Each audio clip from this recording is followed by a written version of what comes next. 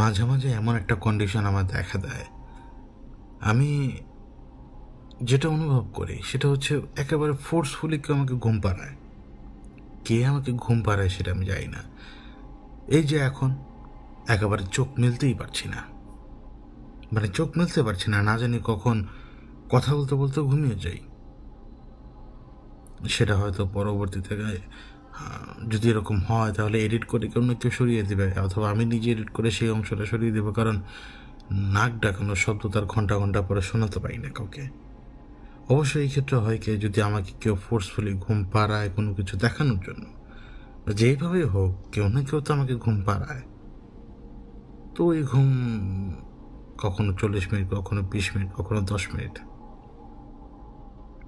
যাই হোক যেটাই হোক।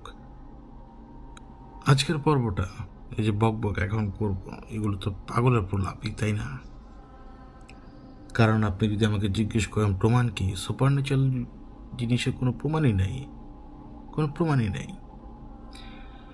একদিন হবে, ওই দিন আর বেশি দিন বাকি নেই, কিন্তু সমস্যা হলো ওই বেশি দিন বলতে গেলেও মনে করুন যে আরও কয়েক দশক, তারপরে সব সামনাসামনি চলে আসবে। আশা লাগবেই, এটা না আসলে হবে না। তো শুরু করি আজকে একটা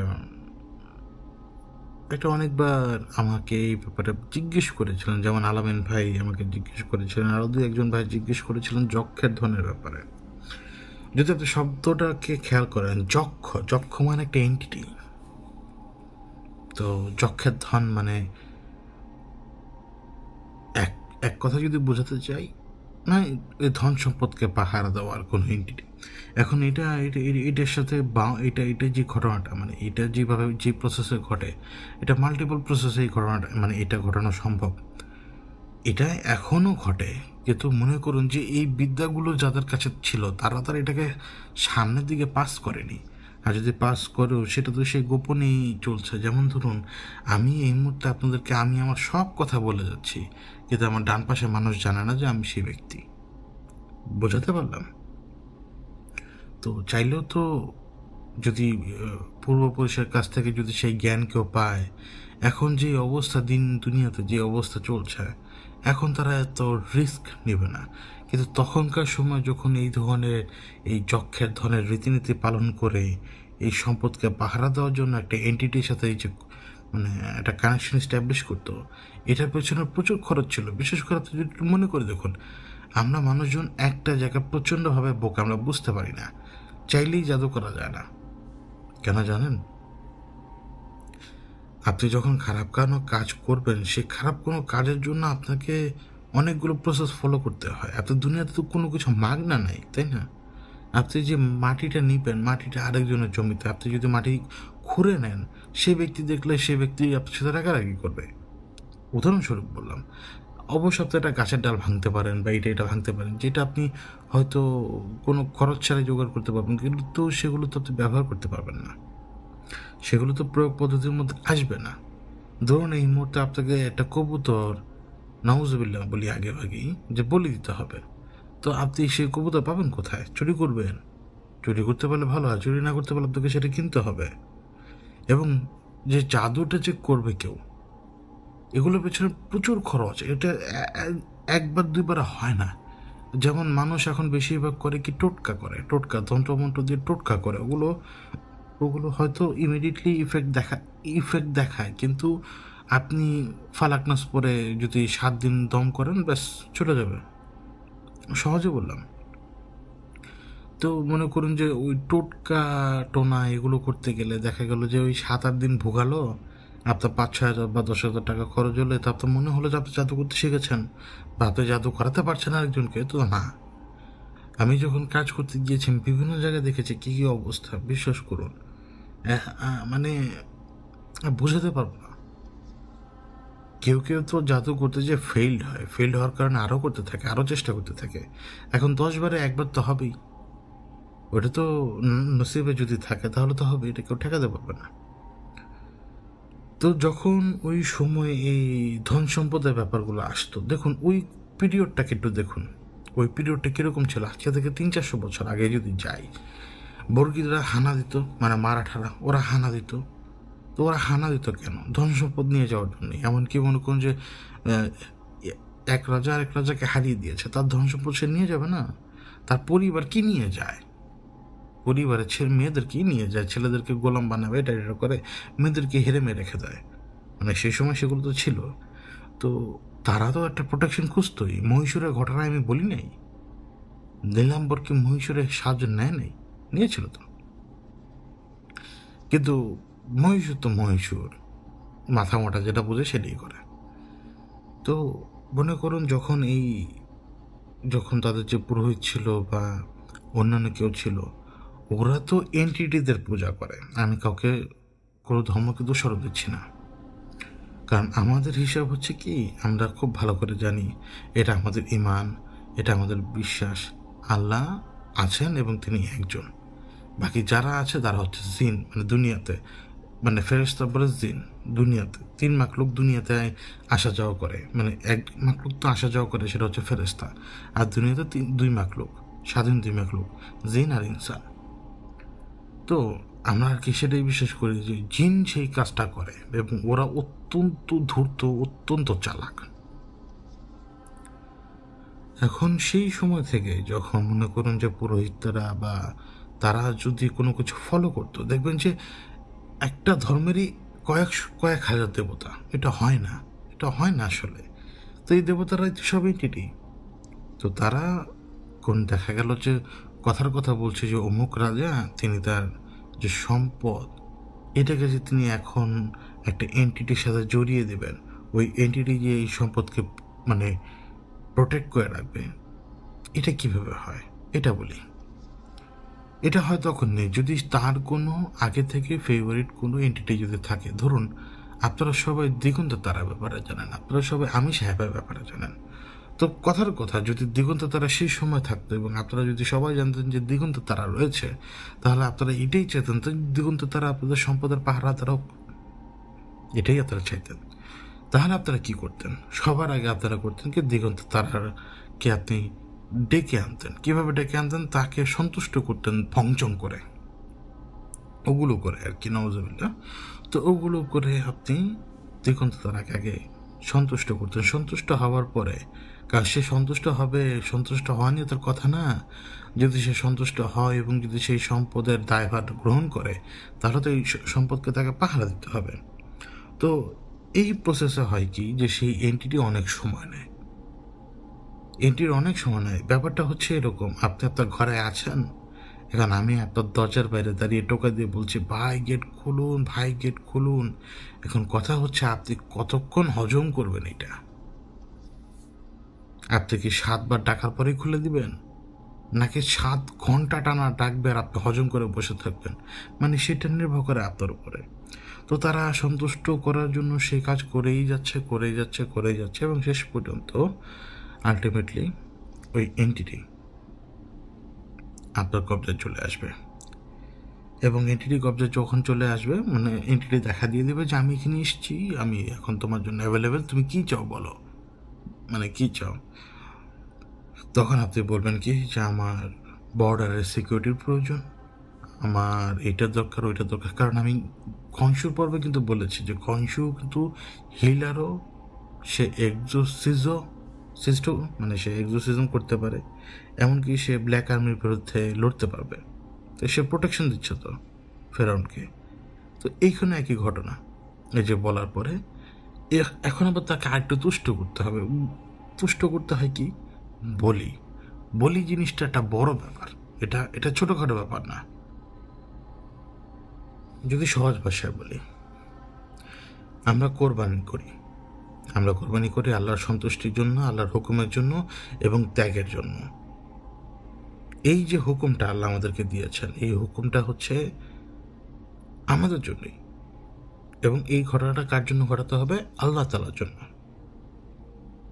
কিন্তু এই ঘটনা যখন আপনি কোনো মানুষের জন্য ঘটাবেন, নাউজুবিল্লাহ, কোনো এন্টিটির জন্য ঘটাবেন, নাউজুবিল্লাহ, তখন কি হলো?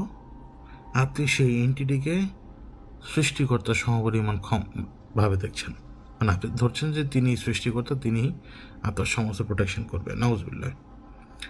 তো যখন আপনি এই ঘটনাটা ঘটাবেন, ওরা তো চাই এটা, কারণ ওদের সবারই একটা হল অফ ফেম নামের কথার কথা বলছে, হল অফ ফেম নামের একটা জাদুঘর তো অবশ্যই রয়েছে, যেখানে ওরা দেখাবে যে এত হাজার মানুষকে সে পথভ্রষ্ট করতে পেরেছে, এত লক্ষ মানুষকে তারা পথভ্রষ্ট করতে পেরেছে, মানে এক এক ইন্ডিভিজুয়ালের একটা তালিকা তো রয়েছে। এটা তো একটা রেস তাদের জন্য। বললাম না যে এই দুনিয়াটা আমাদের, কিন্তু আমরা এখন খিলাফত করি, কিন্তু দুনিয়াটা আসলে ওদের ছিল। আল্লাহ আমাদেরকে দুনিয়াতে পাঠিয়েছেন, এটা তো সুপরিকল্পনার একটা অংশ, তো ওরা এটা মানতে পারেনি। তো এখন যখন আপনার সমস্ত কিছু কমপ্লিট হয়ে গেল না, যে তাকে আপনার তুষ্ট করা হয়ে গেছে, বলি দেওয়া হয়ে গেছে, সে যদি মানুষের রক্ত চায় তাহলে মানুষের রক্ত দিবেন, যদি মানুষের রক্ত না চায়, অন্য পশু পাখির রক্ত যদি দেয়,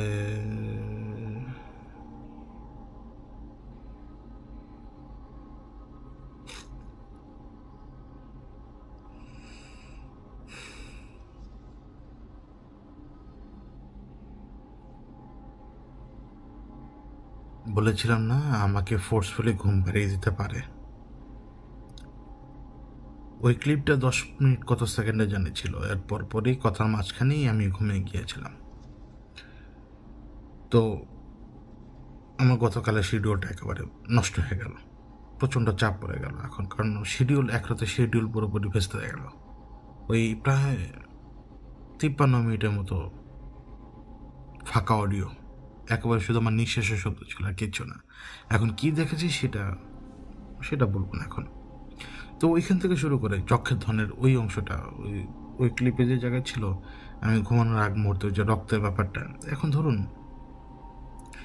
ওই বলির রক্ত সে কোনটা মানুষেরটা নিবে নাকি কোনো পশুরটা নিবে, এটা তার ব্যাপার, এবং নিল, এবং নিয়ে এসে তার নিজের একটা ক্ষমতায় সেটাকে কীভাবে জানি ব্যবহার করে ওরা। মানে আমি আপনাকে অনেকগুলো প্রসেসের মধ্যে একটা প্রসেসের কথা বলছি, যেটা একদম সহজভাবে বলছি, খারাপগুলো বলবো না। তো ওদের একটা ক্ষমতার মধ্যে সেই রক্তগুলোকে ওরা ব্যবহার করে, এবং এই রক্তগুলোকে যখন ব্যবহার করে, এই রক্তগুলো, দেখুন রক্ত একটা খুবই দরকারি জিনিস, এটা দেখতে রক্ত মনে হতে পারে, কিন্তু এটা প্রাণের একটা, মানে কি বলে, অংশ। মানে আপনি রক্তটা যতক্ষণ শরীরে থাকবে ততক্ষণ আপনি জীবিত এক হিসেবে, তাই না? হাত কেটে গেলেও তো কিছু সময় বেঁচে থাকবেন, কল্লা কেটে গেলেও তো বেঁচে থাকবেন, মানে অবভিয়াসলি বাঁচবেন না, কিন্তু কিছু সময় তো বাঁচবেন। কিন্তু যদি রক্তটাই না থাকে, বাঁচবেন না। এ হচ্ছে জীবনের শক্তি, এবং এই এন্টিটিরা এই রক্ত পান করে। আমি আমি আমি জানি আপনি আমার এই কথাতে প্রচণ্ডভাবে রাগ হবেন, কিন্তু ওরা তো আর ভালো কেউ না। ওরা বিশ্বাস করে এই রক্ত খেলে ওদের আয়ু বাড়বে আরো। এরকম বলি দেওয়া রক্ত, এই ধরনের যজ্ঞ করে তৈরি করা এই সমস্ত আহুতি, সমস্ত কিছু করার পরে যে বলিটা দেয়, এই বলির রক্ত যদি খায় ওদের আয়ু আরও বৃদ্ধি পাবে। এটা হচ্ছে সেই এন্টিটিদের কাজ। ওরা এই জন্যই সে রক্তটা পান করে, ওরা ওদের সেই সিস্টেমে নিয়ে যায়, কারণ ওরা তার মানুষের সামনে আসে রূপ ধরে, কিন্তু পুরোপুরি মানুষ না তো, ফিজিক্যাল রূপে আসে না তো। ওরা সেখানে অবস্থান করে এবং সবার চোখের মধ্যে জাদু ছড়িয়ে দিয়ে, মানে জাদু না, নিজের ক্ষমতা বলে একটা শক্তি ছড়িয়ে দিয়ে দেখায় যে আমি এইখানে, এই যে দেখো আমি দাঁড়িয়ে আছি। সে কিন্তু তাদের সামনে দাঁড়ানো না, কিন্তু দেখাবে যে আমি তাদের সামনে দাঁড়ানো, এবং সেই রক্তটা সে গ্রহণ করে তার শক্তি দিয়ে, তার যে পাওয়ার রয়েছে, তার যে অ্যাবিলিটি রয়েছে, এটা দিয়ে সে রক্তটাকে গ্রহণ করে। রক্তটাকে গ্রহণ করার পরে সে করে কি, নিজে একটা অন্য রকমের অনুভূতি টের পায়। মনে হয় যে তার জীবনচক্রে আর কিছু সময় বেড়ে গেল, কারণ এরা মনে করে কি, এরা মরলে এদের অবস্থা কী হবে, এরা নিজেরও যায় না, এরা এতটাই পথভ্রষ্ট। তো এই জন্যই তারা বলির রক্ত খোঁজে, তারা বিশ্বাস করে আর কি ওটা খেলে তাদের বাড়বে, লাইফ বাড়বে। এবং এটা কে বোঝায় তাদেরকে? তাদের উপরে যত বস রয়েছে তারা। এবার সে বলির রক্ত সে গ্রহণ করলো, নিজের মতো খেলো, কিন্তু এখন এই যক্ষের ধনের সম্পদের সাথে সে নিজেকে কিভাবে মানাবে, বা এটার প্রত্যেকটা অংশের সাথে সে নিজেকে কিভাবে জড়িয়ে ধরবে? তো এইখানে আসে হচ্ছে সেই অংশটা, যে অংশটায় সে নিজেকে সেইখানে নিয়ে উপস্থিত করবে। ধরুন আপনাদের ফিজিক্যাল শরীর রয়েছে, কিন্তু এই মধ্যে ফিজিক্যাল শরীরটা বাদ দিয়ে দেন, তো আপনার যে উপস্থিতি, আপনার যে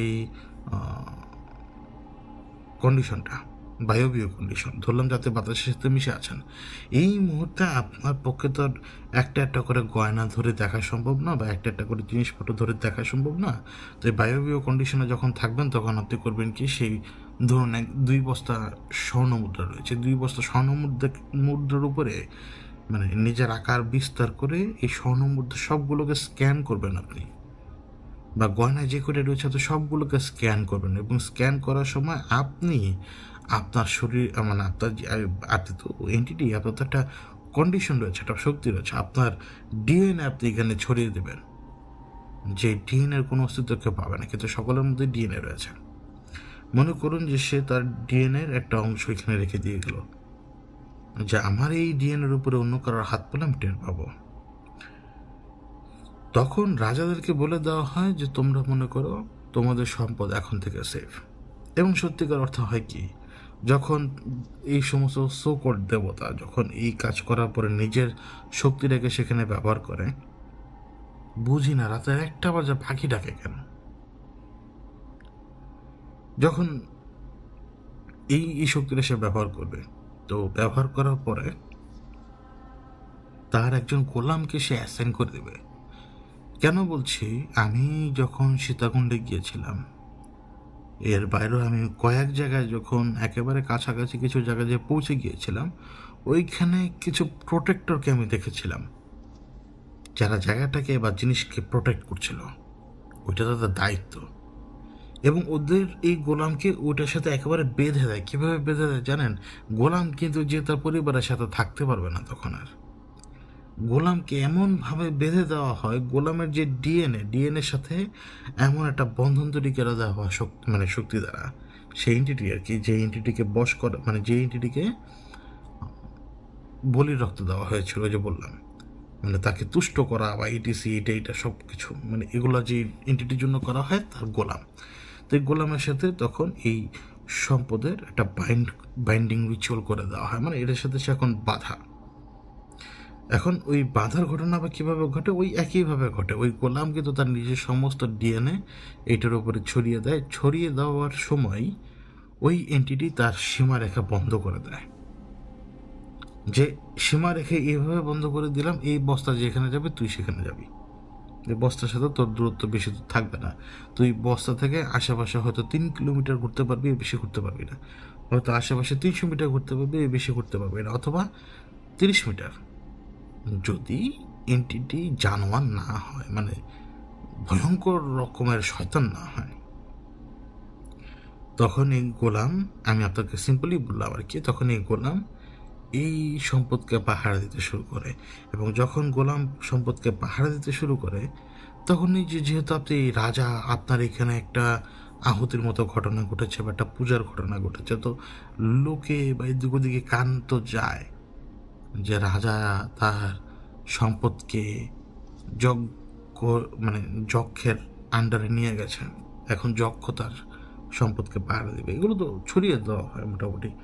এবং দেখবেন যে 2-1 আছে লোভী মানুষ, তারা তখন এই চক্ষের পেছনে, মানে এই ধন সম্পদের পেছনে ঘুরতে শুরু করে, এবং সেখানে যে পৌঁছে, এবং আলটিমেটলি তারা সেখানে যে মরে। কারণ ওই গোলাম জিনের দায়িত্ব এটাই, যে আসবে তারা মেরে ফেলবি, এবং মারার পরে নিজেও সে রক্ত খাবি। রক্তের সাথে সব ভেজাল। আমি বললাম না যে রক্ত খেলে ওরা মনে করে কি আয়ু বাড়বে। এই রক্তের যতগুলো লোহিত কণা রয়েছে, যতগুলো হোয়াইট ব্লাড সেল রয়েছে, সবগুলোর একটা হিসাব রয়েছে। এই যে অ্যাটম, সাব অ্যাটম, আরও নিচে যত পার্টিকেল রয়েছে, যে পার্টিকেল আমরা চোখেও দেখি না, এই পার্টিকেলগুলো মানে কোনো না কোনো হিসাব রয়েছে রক্তের ওদের। এই যে লোহিত কণাগুলো বা এই হোয়াইট ব্লাড সেল, এগুলো যাই হোক, এগুলো ওদেরকে কোনো না কোনো দিক দিয়ে কিছু সময়ের জন্য ক্ষমতাবান করে, কিন্তু নিকৃষ্ট তো নিকৃষ্টই। যেমন মশা রক্ত খায়, কেন খায়? ওইটা তার খাদ্য, ওইটা তার রিপ্রোডাকশন সিস্টেমকে বাড়ানোর কাজে তাকে সাহায্য করবে, তাকে প্রয়োজনীয় প্রোটিন দিবে, এইটা দিবে সেটা দিবে। অন্যান্য আরও অনেক প্রাণী রয়েছে, যেমন বিশেষ করে পোকা রক্ত খায় বেশি, কারণ এটা তার তার ওই রিপ্রোডাকশনের ক্ষেত্রে সাহায্য করবে তাকে। এর সাথে রক্তের সাথে আসলে জীবনে একটা চক্রের জড়িয়ে রয়েছে। আমাদের সৃষ্টির পর থেকে যখন একটা আমাদের একটা শেপ আসে, আমাদের যখন বডির ভিতরে ভেসেল শুরু হয়, মানে ব্লাড ভেসেলগুলো তৈরি হতে শুরু করে। কেন তৈরি হতে শুরু করে? প্রয়োজন, একটা জীবনের জন্য রক্তের উপস্থিত থাকা প্রয়োজন এবং সেই রক্তকে সজীব থাকা প্রয়োজন।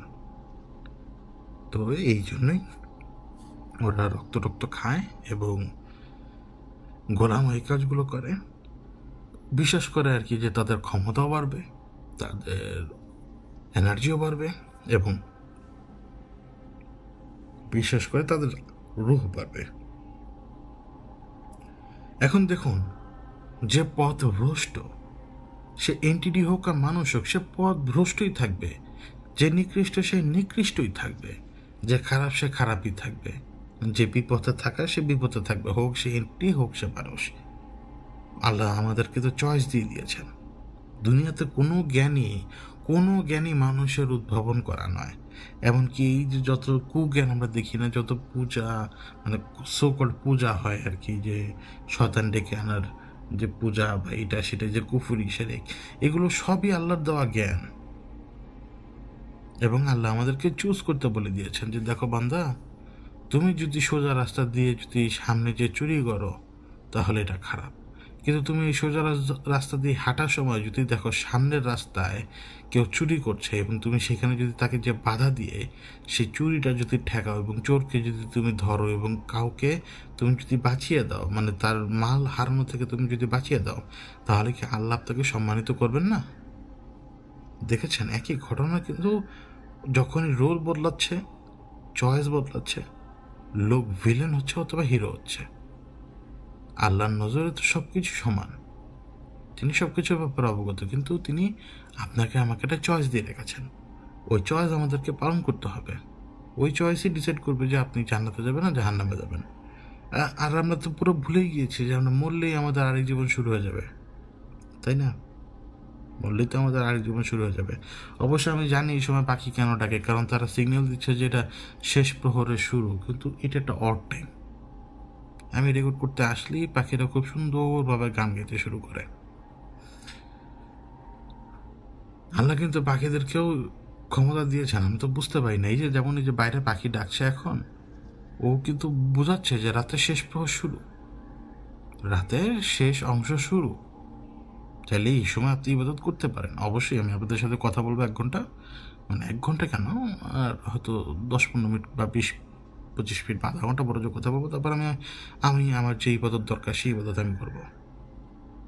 এই যে দেখুন, এইটাও কিন্তু একটা সাইন। ঠিক তেমনি আপনি দেখবেন যে মোরগ কিন্তু একেবারে টের পায় যে কখন সূর্য উদয় হওয়ার সময় আসবে। মানে দেখবেন যে মোরগ যখন টের পায় তার কিছুক্ষণ পরে আলো ফুটে বা দিগন্ত রেখায় আলো দেখা যায়।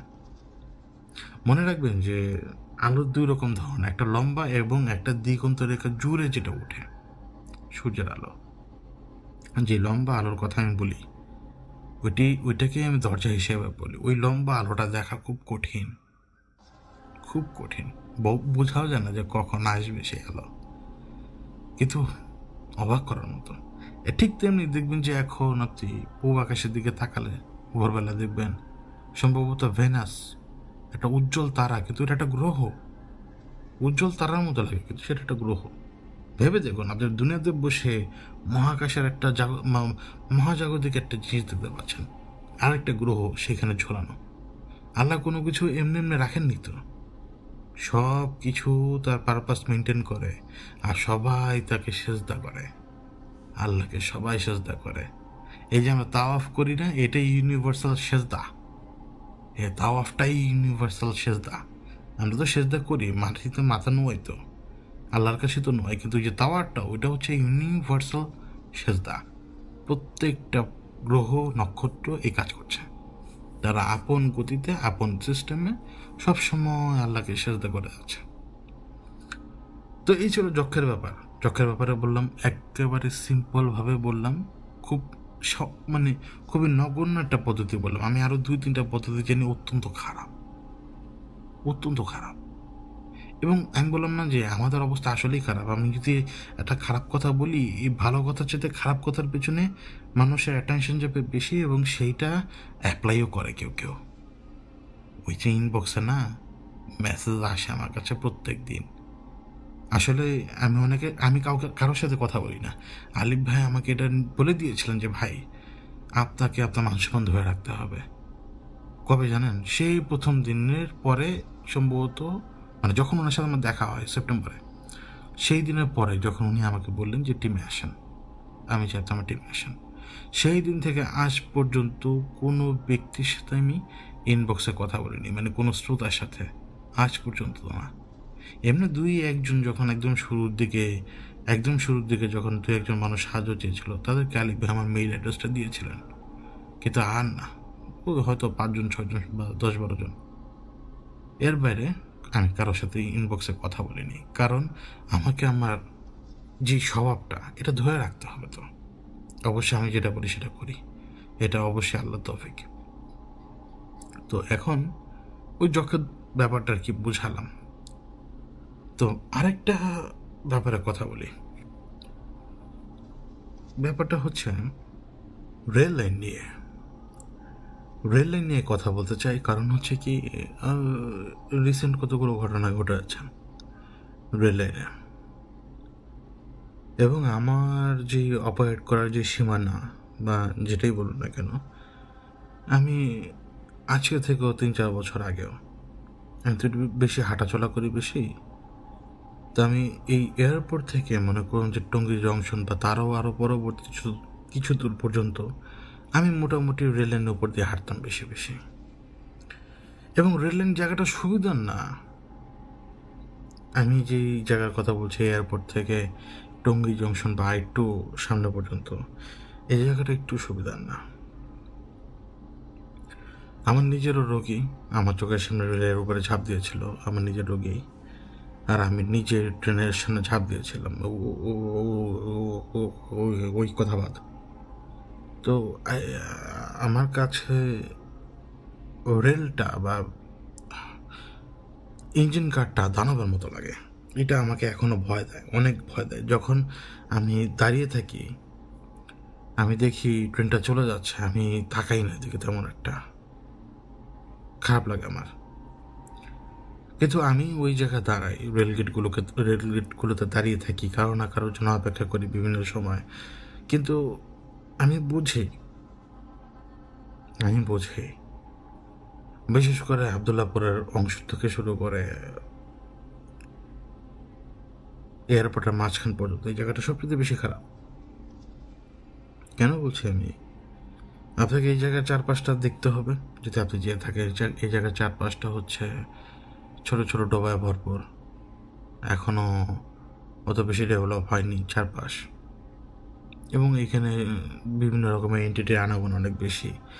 আর ওই টঙ্গীর দিক থেকে অনেক সময় দেখবেন কি, সেটা হচ্ছে মানে কোটবাড়ি রেলগেট যদি আপনি পার হয়ে যান, মানে টঙ্গী এবং কোটবাড়ি রেলগেটের মাঝখানে অনেক সময় দেখবেন কি আপনি অনেক কিছু থাকে, অনেক কিছু করা থাকে রেলের উপরে। তো এই জিনিসগুলো আপনাকে একটা ইফেক্ট এই জায়গায় ছাড়ে বলতে কি, এনটিটির যেমন আনাগোনা রয়েছে, ঠিক তেমনি এনটিটিরা নিজেরাও তো মানুষের ক্ষতি করার চেষ্টা করতে থাকে সবসময়, এবং শয়তান আমাদেরকে সবসময় একটা এক্সট্রা পুশ করে। আমরা তো দেখি না, আমরা এত বেশি তাড়াহুড়ো করি যে রেলগেটটাতে আমরা 5 মিনিট দাঁড়াতে চাই না অনেক সময়, অনেকে, তাই না? তাড়াহুড়ো করে চলে যাই বা বুঝি আমার একটা ক্যালকুলেশন কাজ করে যে আমি হয়তো 2-3 কদম গেলেই চলে যেতে পারবো, কিন্তু শয়তান তো চাই আপনি 2-3 কদম দেবার পরে তো ট্রেনের নিচে পড়েন এবং টুকরো হয়ে যান। আপনি বুঝে ওঠার আগে আপনার সাথে কি হয়ে যাবে আপনি টের পাবেন না। আপনার ভেতরে জান থাকবে, কিন্তু আপনি টুকরো হয়ে গেছেন, এবং মৃত্যুর যে ভয়ঙ্কর অভিজ্ঞতা সেটা তো পাবেনই। আমরা সবাই পাবো, কেউ মাপ পাবো না। তো যখন এই ঘটনাটা ঘটে, এই ঘটনাগুলো তার ছাপ রাখে ট্রেনের যে ইঞ্জিনে বা যে গাড়িতে, যেই অংশে আপনি পড়েছিলেন। আপনি তো মরে গেছেন, আপনার শরীরের রক্ত কত দূর পর্যন্ত গড়িয়ে গেছে সেই চাকার কারণে তার কোনো ঠিক ঠিকানা নেই। রাস্তার মধ্যে আপনি চাইলেও যখন এরকম কোনো ঘটনা ঘটে মানুষজনের সাহায্য নিতে পারেন, কিন্তু রেল লাইনে এরকম ঘটলে সাহায্য নিতে পারবেন না, কারণ আপনি বাঁচতেই পারবেন না। কে এসে ধরবে কাটা অংশ, যে কাটা অংশ তখনও মোটামুটি একটু গরম এবং টুইচিং করবে। এই যে আমি কথা বলছি না, বিশেষ করে আমার নিজেরই ঘিন লাগছে, আর আমার হাত নিজেরই কাঁপছে। মৃত্যু জিনিস আমি আমার নিজের চোখে দেখেছি, কারণ আমারই রোগী, আমি সামলাতে পারিনি, ওই সেক্টরের ভেতর থেকে দৌড়ে আসছিল, আমি নিজে তার সাথে দৌড়ে পারিনি। সে আমাকে বলেছিল যে আমার রোগীকে সে ট্রেনের নিচে ফেলে মারবে। তো ওই দিন একটু শিথিল ছিল সব কিছু, এবং ঘটনা বুঝে ওঠার আগে সে দৌড় দেয় সেই 6তলা বাড়ির 4তলা থেকে। সে কীভাবে জানি দৌড়ে নামে, আমি দৌড়ে পারিনি, নিচে নামতে খুব দ্রুত, আমি হাঁপিয়ে পর্যন্ত গিয়েছিলাম, মানে এত দ্রুত দৌড়ানোর চেষ্টা করেছে। কিন্তু আমার মনে আছে আমি কম করে হলেও 20-30 হাত দূরে, 12 দূরে দৌড় দিচ্ছিলাম, তো এই জন্য অত দিকে খেয়াল নেই, হয়তো 50 হাতও হতে পারে। সে ওই উঠলো এবং সোজা লাফ দিল, ট্রেনই তো আসছিল সেদিক দিয়ে। তা আমি জানি সে ট্রেনে কাটা পড়ে গেছে, আমার আর সাহসে কুলায় নেই যে সামনে যাওয়ার, দেখো না, কুলায় নেই। অন্য লোক গিয়েছে, আমি আমার জায়গায় থমকে দাঁড়িয়ে গিয়েছিলাম। আমাকে অনেকে স্বার্থপর বলে, জানেন, অনেকে বলে যে ভাই আপনি গেলেন না কেন, কিন্তু আমার হিসাব হচ্ছে কি ওই লোক আর নাই, আমি কি দেখতে যাব? তো এই রেল লাইনের এই জায়গাগুলো না আসলে খুবই খারাপ হয় যখন আশপাশে, যেহেতু ডেভেলপ হয়নি, ডেভেলপ হলে দেখবেন যে এই সমস্যাগুলো থাকবে না, এন্টিটিগুলো সরে যাবে ধীরে ধীরে। কিন্তু যখন একটা অ্যাক্সিডেন্ট ঘটে সেই জায়গায় সেই মেমোরিটা থেকে যায়। মানুষ বা মানুষের রূহ কখনো ফিরে আসে না, কিন্তু ওই মেমোরিটা থেকে যায়। আল্লাহর সমস্ত জিনিস জীবিত, দুনিয়ার সমস্ত জিনিসের জান রয়েছে, জড়বস্তুরও জান রয়েছে, তারাও আল্লাহর জিকির করে, আমরা দেখি না। লোহা বলেন, মাটি বলেন, পাথর বলেন, সব কিছুই। তো এই ঘটনাগুলো যখন ঘটে, সে চিৎকার বলেন বা সে আহাজারি বলেন বা আপনি তাকিয়ে আফসোস করছেন, এই সব কিছু একটা মেমোরি। এই মেমোরিটা এখানে জমা হয়ে যায়, এবং এই মেমোরি পরবর্তী দুর্ঘটনা ঘটানোর ক্ষেত্রে দায়ী হয়ে পড়ে। কারণ কি জানেন, এই মেমোরির একটা ঝলক দেখতে পায় অনেক মানুষ। ওই সমস্ত রেল লাইনে যদি আপনি হাঁটাচলা করেন, লোকজনকে জিজ্ঞেস করবেন, কেউ না কেউ এই ধরনের মেমোরি দেখে। তারা দেখে কি মানুষের ট্রেনের নিচে কাটা পড়ে গেছে, কিন্তু না, ওটা সেই কোনো একদিন আগের ঘটনার মেমোরিটা মানুষকে দেখানো হয়। কেন দেখানো হয় সেটা আমি জানি না, ওই মেমোরিটা ওইখানে কীভাবে স্টোর হয় সেটাও আমি জানি না। উপলব্ধি করতে হয় আর কি, উপলব্ধি করলে আমরা হয়তো সেটা বুঝতে পারি, আর উপলব্ধি না করলে সেটা বোঝার কোনো ক্যাপাসিটি আমাদের থাকে না। আমি এই লাইনে, মানে এই এয়ারপোর্ট থেকে টঙ্গী বা আর একটু দূর পর্যন্ত, এই লাইনে একটা সময়, আজকে থেকে কয়েক বছর আগে, অহরহ দুর্ঘটনা ঘটতো মানুষের, এবং বিশেষ করে আপনি প্রচুর জানোয়ার মরতো, প্রচুর জানোয়ার। তাই আমি আপনাদেরকে দরবেশের নাম বলেছিলাম না, তো দরবেশের প্রতি আমার একটা রাগ ছিল। রাগটা আমি বলে বোঝাতে পারবো না, অনেক মানুষের কাছে সিলি রাখতে পারে, কিন্তু আমার কাছে সেদিন এটা মারাত্মকভাবে লেগেছিল। তা আমার ব্যক্তিগত নিয়ত ছিল যে নিজের শক্তির একটা অপব্যবহার করব আর দরবেশকে মেরে ফেলবো। মারা তো সহজ না কিন্তু, জানেন, তো মারার তো আসলে নিয়ত ছিল না, কিন্তু মরলে মরুক, এরকমই আর কি। কিন্তু ওই ঘটনা আমি আর কি ঘটাইনি, কিন্তু যেই কারণে ঘটে সেটা হচ্ছে যে আশপাশে প্রচুর জানোয়ার যে মরে রেলের উপরে, এই জানোয়ারগুলোকে না ধাওয়া দেয় ওরা। আপনি দেখবেন যে রেল লাইনে অনেক, মানে একটা কুকুর যদি শান্তভাবে হাঁটাচলা করে সেটা আলাদা হিসাব, কিন্তু যখনই দেখবেন কোনো কুকুর দৌড়ে এদিক ওদিক আসছে বা ওর মুভমেন্ট এভাবে দেখবেন, বা কোনো বিড়াল বা কোনো ছাগল, আপনি বুঝতে পারবেন যে তাকে কেউ ধাওয়া দিচ্ছে বা তার সাথে কেউ কোনো কিছু করছে। এই এন্টিটি এগুলো করে। যদি স্বাভাবিকভাবে একটা ছাগল ঘাস চিপাতে থাকে অথবা কুকুর শুধু শুধু দাঁড়িয়ে থাকে, সেটা অ্যাবনর্মাল, শব্দ শুনলে সে সরে যাবে, অবশ্যই মৃত্যু যেখানে আছে সেখানেই ঘটবে। কিন্তু এই এন্টিটিরা ওদের সাথে ইত্যামি করে, ওদেরকে ধাক্কা দেয়, পুশ করে, এটা করে ওইটা করে, এবং ওদেরকে মোটামুটি মারতে পারলে ওদের খুশি। কিছু কিছু সাইকো লোক আছে না, যারা মৃত্যুকে এনজয় করে, দেখতে এনজয় করে অনেক বেশি, আছে এরকম সাইকো যারা খুনি হয়। কিন্তু ওরাও এরকম এন্টিটি, ওরা সাফারিং পছন্দ করে, আমার সহ্য হয় না। কিন্তু আমি একটা অতি সাধারণ মানুষ, যার যে শক্তিটা আল্লাহ দিয়েছে সেটা একটা লিমিটেশনের মধ্যে আছে। দুনিয়ার যতটুকু রয়েছে মানে আমার শক্তি, সেটা যদি পুরোটা ব্যবহার করি এবং সেই ঝামেলাগুলো যদি নিজের মাথায় নিয়ে চলতে শুরু করি, তাহলে আমি বেশি দিন টিকতে পারবো না।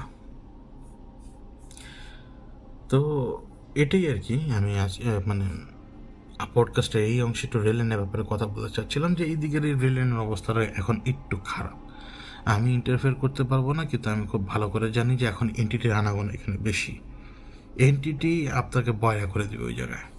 আপনার বিশ্বাস না হলে আপনি হাঁটতে থাকেন, ইভেন আপনি ওই রেললাইন থেকে দূরে দাঁড়ান, তারপর আপনার কাছে ভয়ঙ্কর অস্বস্তি লাগতে শুরু করবে।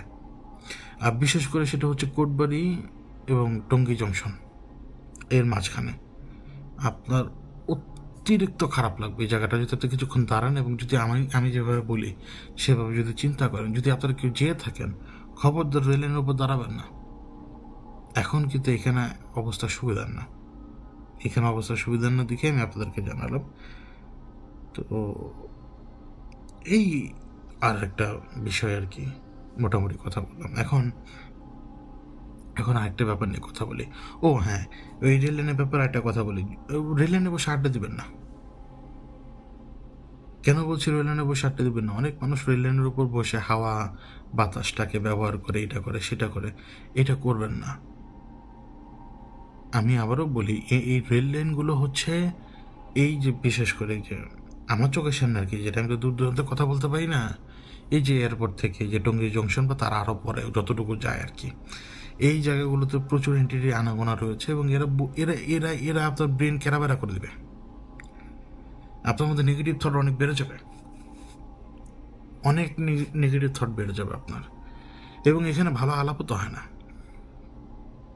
তো এটার কি আমার অনুরোধ, কিন্তু যদি এমনি যদি টের পেতে চান যে আমি যেটা বলছি এটা সত্যি কিনা, তাহলে রেল লাইনের কোনো দূরে কোথাও দাঁড়াবেন, এই ব্রিজগুলো থেকে একটু দূরে দাঁড়াবেন, রেল লাইনের পাশে আসবেন না। রেল লাইন থেকে কিছুটা দূরে দাঁড়িয়ে বোঝার চেষ্টা করবেন যে আমি যে বললাম যে এন্টিটি আনাগোনা রয়েছে, এটা টের পাবেন। কিন্তু আমি আবারও বলি, আমার কথা সেখানে যাবেন না। এই দায়িত্ব কিন্তু আবার আমার না, কিন্তু বলে রাখলাম। মানে আমি আপনাদেরকে কথার কথা বোঝানোর জন্য বললাম, যদি আর কি এখানে দাঁড়ান তাহলে বুঝতে পারবেন। তো আমি শেষবার যে গত কয়েকদিন আগে এলাম, আমার মনে আছে যে আমি হাঁটতে হাঁটতে ওই চলে আসছি এবং আসার পথে আমি প্রচুর প্রচুর নেগেটিভ ভাইব পাচ্ছিলাম, প্রচুর। চারপাশে তাকালেই দেখতে পাচ্ছি, কখনো কাটা রাজহাঁস, ঠিক আছে, কখনো কাটা রাজহাঁস, কখনো ওই যে ছোট বাচ্চা হয় না, মাথার এক পাশ নাই, তারপরে হচ্ছে আপনার ওই যে কুকুর, যার সামনে 2 পা আছে, পেছনে কিচ্ছু নেই, মানে মাঝখান দিয়ে চেরা, মানে 2 পাওয়ালা কুকুর। বলে শেষ করতে পারবো না। মানুষের কথা বাদ দিলাম, দেখি আর কি, ওইভাবে আর কি দেখি। তো এই জন্য আর কি সাবধান করলাম যে এই রেল লাইনের উপরে আপাতত কিছু, এই রেল লাইন থেকে আপনারা দূরে থাকবেন। যদি আপনারা এই এলাকার লোকজন হন, যদি কেউ শুনে থাকেন এই মুহূর্তে আমাকে, এই রেল লাইন থেকে দূরে থাকবেন। মানুষজনকেও বলবেন এই শর্টকাট রাস্তা অ্যাভয়েড করতে, রেল লাইনের উপর দিয়েও না হাঁটতে বলবেন তাদেরকে। তো আরেকটা ব্যাপার নিয়ে কথা বলি আমি আপনাদের সাথে এখন, তাবিজ। আমাদের গ্রুপে একজন ভাই এটা পোস্ট অথবা কমেন্ট, আমার এই মুহূর্তে খেয়াল হচ্ছে না, পোস্ট অথবা কমেন্টে জিজ্ঞেস করেছিলেন তাবিজটা কীভাবে কাজ করে, অথবা তাবিজের ব্যাপারটা। যাই হোক, যদি একদম সহজ ভাষায় বোঝাই, মানে একেবারে কমপ্লিকেটেড না করে, একজন যদি আপনাকে বোঝানোর জন্য যদি খুব সহজ করে বলি, এক পক্ষ হয়তো বলবে যে তাবিজ ব্যবহার করা যায়, আর এক পক্ষ বলবে তাবিজ ব্যবহার করা যায় না। এবং যদি আপনি আমার পজিশন জানতে চান, আমি 2 পক্ষের কেউই না। প্রথম কথা, আমি এই 2 পক্ষের একজনও না। কিন্তু ব্যক্তিগতভাবে আমি আজ পর্যন্ত যত ঘটনা বলে গিয়েছি, কখনো কিন্তু শুনবেন না যে আমি তাবিজ ব্যবহার করেছি বা তাবিজ ব্যবহার করতে বলেছি বা তাবিজের ব্যাপারে আমি কোনো কথা বলেছি। আমি আমার দিক থেকে বলি, এখন কে কোনভাবে তাবিজ কীভাবে ব্যবহার করছে সেটা আমি পরে কথা বলি। আমি আমার কথা বলি, আমি আমার দিক থেকে কথাটা বলি। আমাকে সবসময় আমির সাহেব শিখিয়েছে কি, এটা ইনফেকশনের মতো ট্রিট করতে।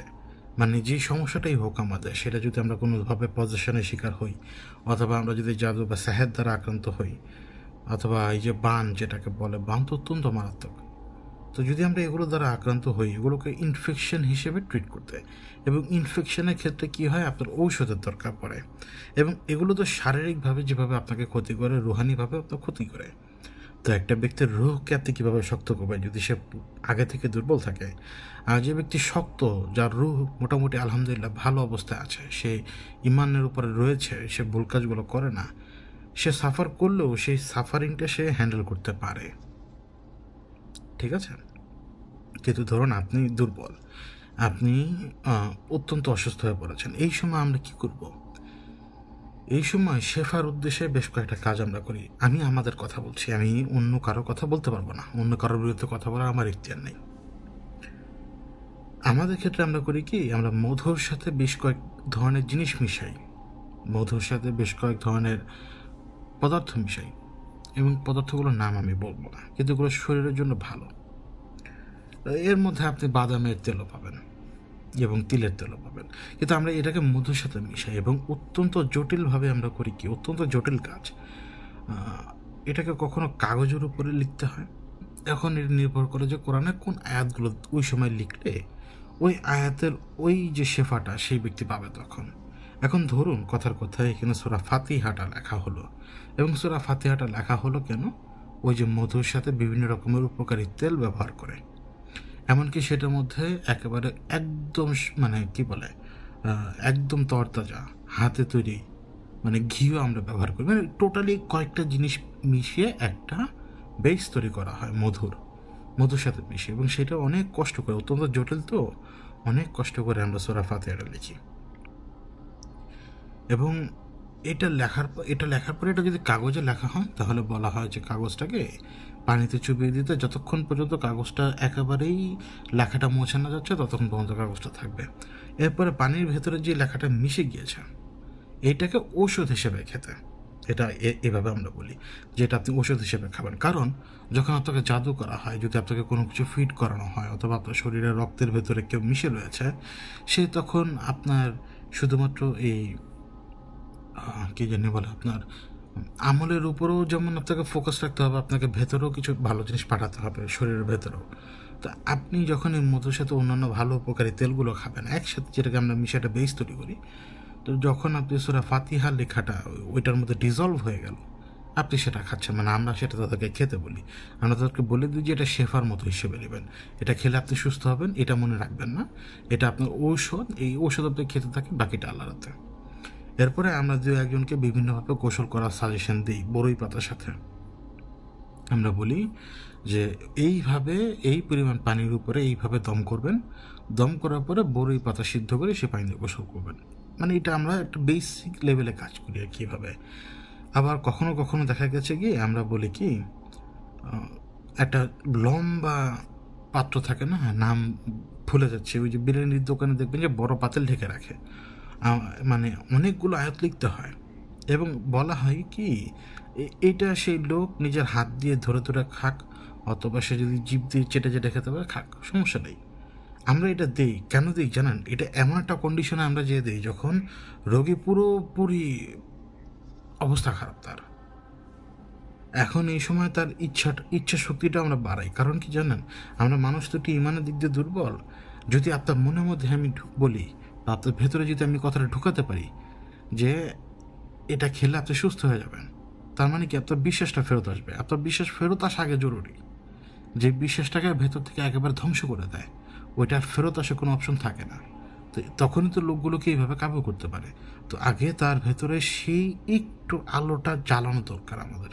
তখন আমরা তাদেরকে বলি যে এই যে কোরআনের আয়াত, এই আল্লাহর কালাম, আপনি যদি এটা এভাবে খান, আপনি এটা তাসিরে সুস্থ হয়ে যাবেন।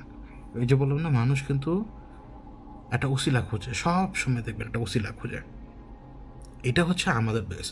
এবং আমি আজ পর্যন্ত কখনো কাউকে বলিনি যে আপনি এই জিনিসটা এইভাবে লিখুন, বা এই জিনিসটা এইভাবে ক্যারি করে নিজের সাথে রাখুন, অর্থাৎ তাবিজের মতো করে, অথবা মানি ব্যাগে রাখলেন, অথবা নিজের পার্টস, মানে মহিলাদের যেরকম ব্যাগ থাকে সেই ব্যাগের ভিতরে রাখলেন। আমরা কখনো এগুলো বলি না, কখনো করিও নেই।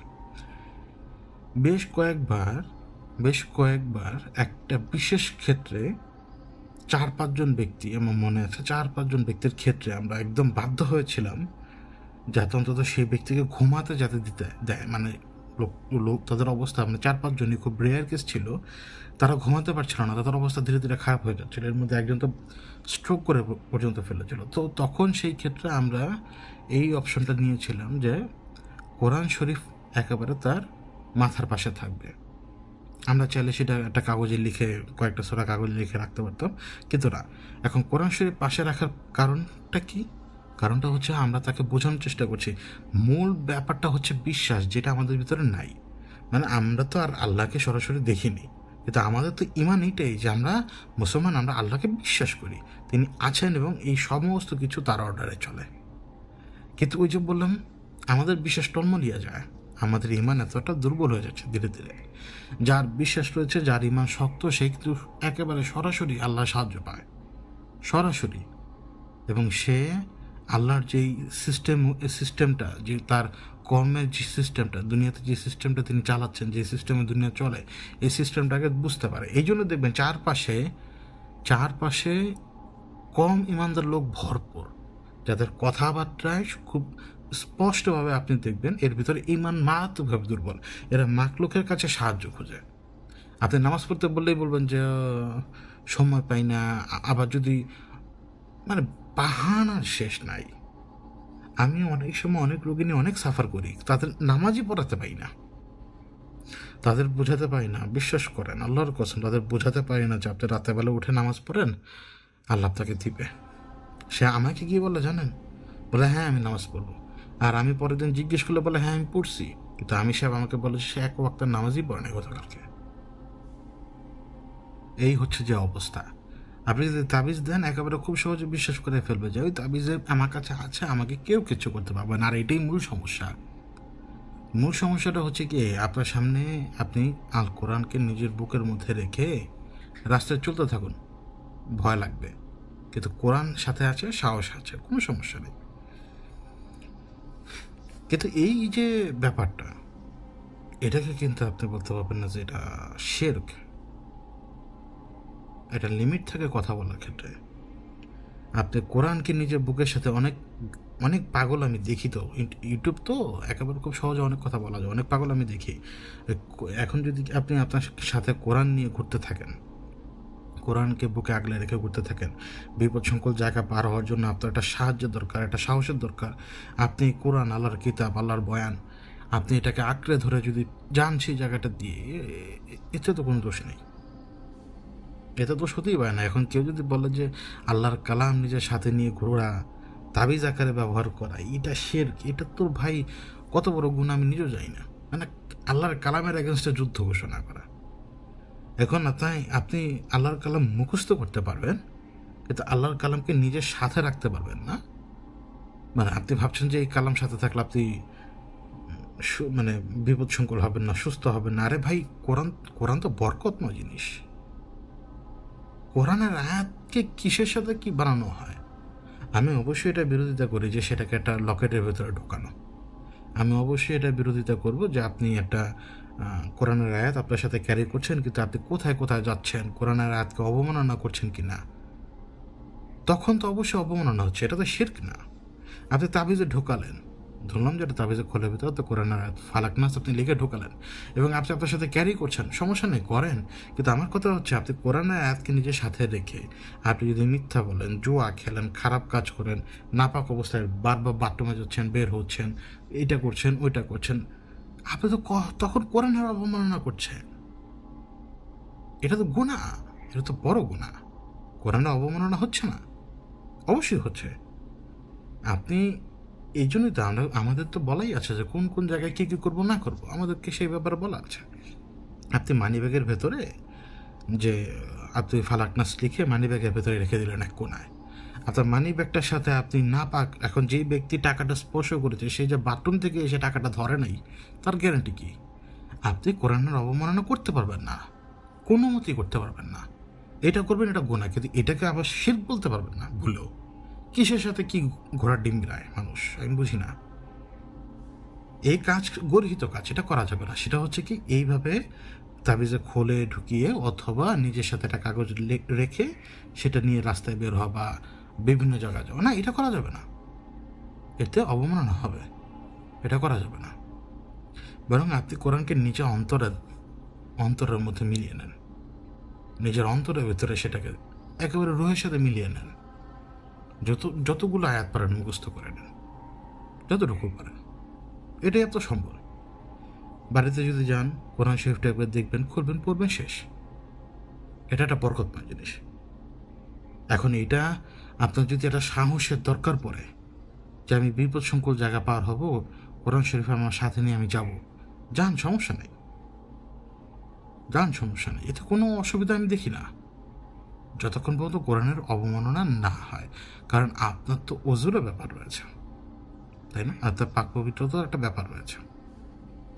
কিন্তু ওই যে বললাম, খোলে ঢুকাবেন, মানি ব্যাগে রাখবেন না, আমি এটার বিরুদ্ধে সম্পূর্ণ। এমনকি আপনি খোলে ঢুকিয়ে ঘরে ঝুলিয়ে রাখবেন, আমি এটারও বিরুদ্ধে। ওই কোরআনের আয়াত এখানে ঝুলিয়ে রাখার জন্য দুনিয়াতে আসেনি, এই জন্য আমি এটার বিরুদ্ধে, এবং আমরা এটা করি না।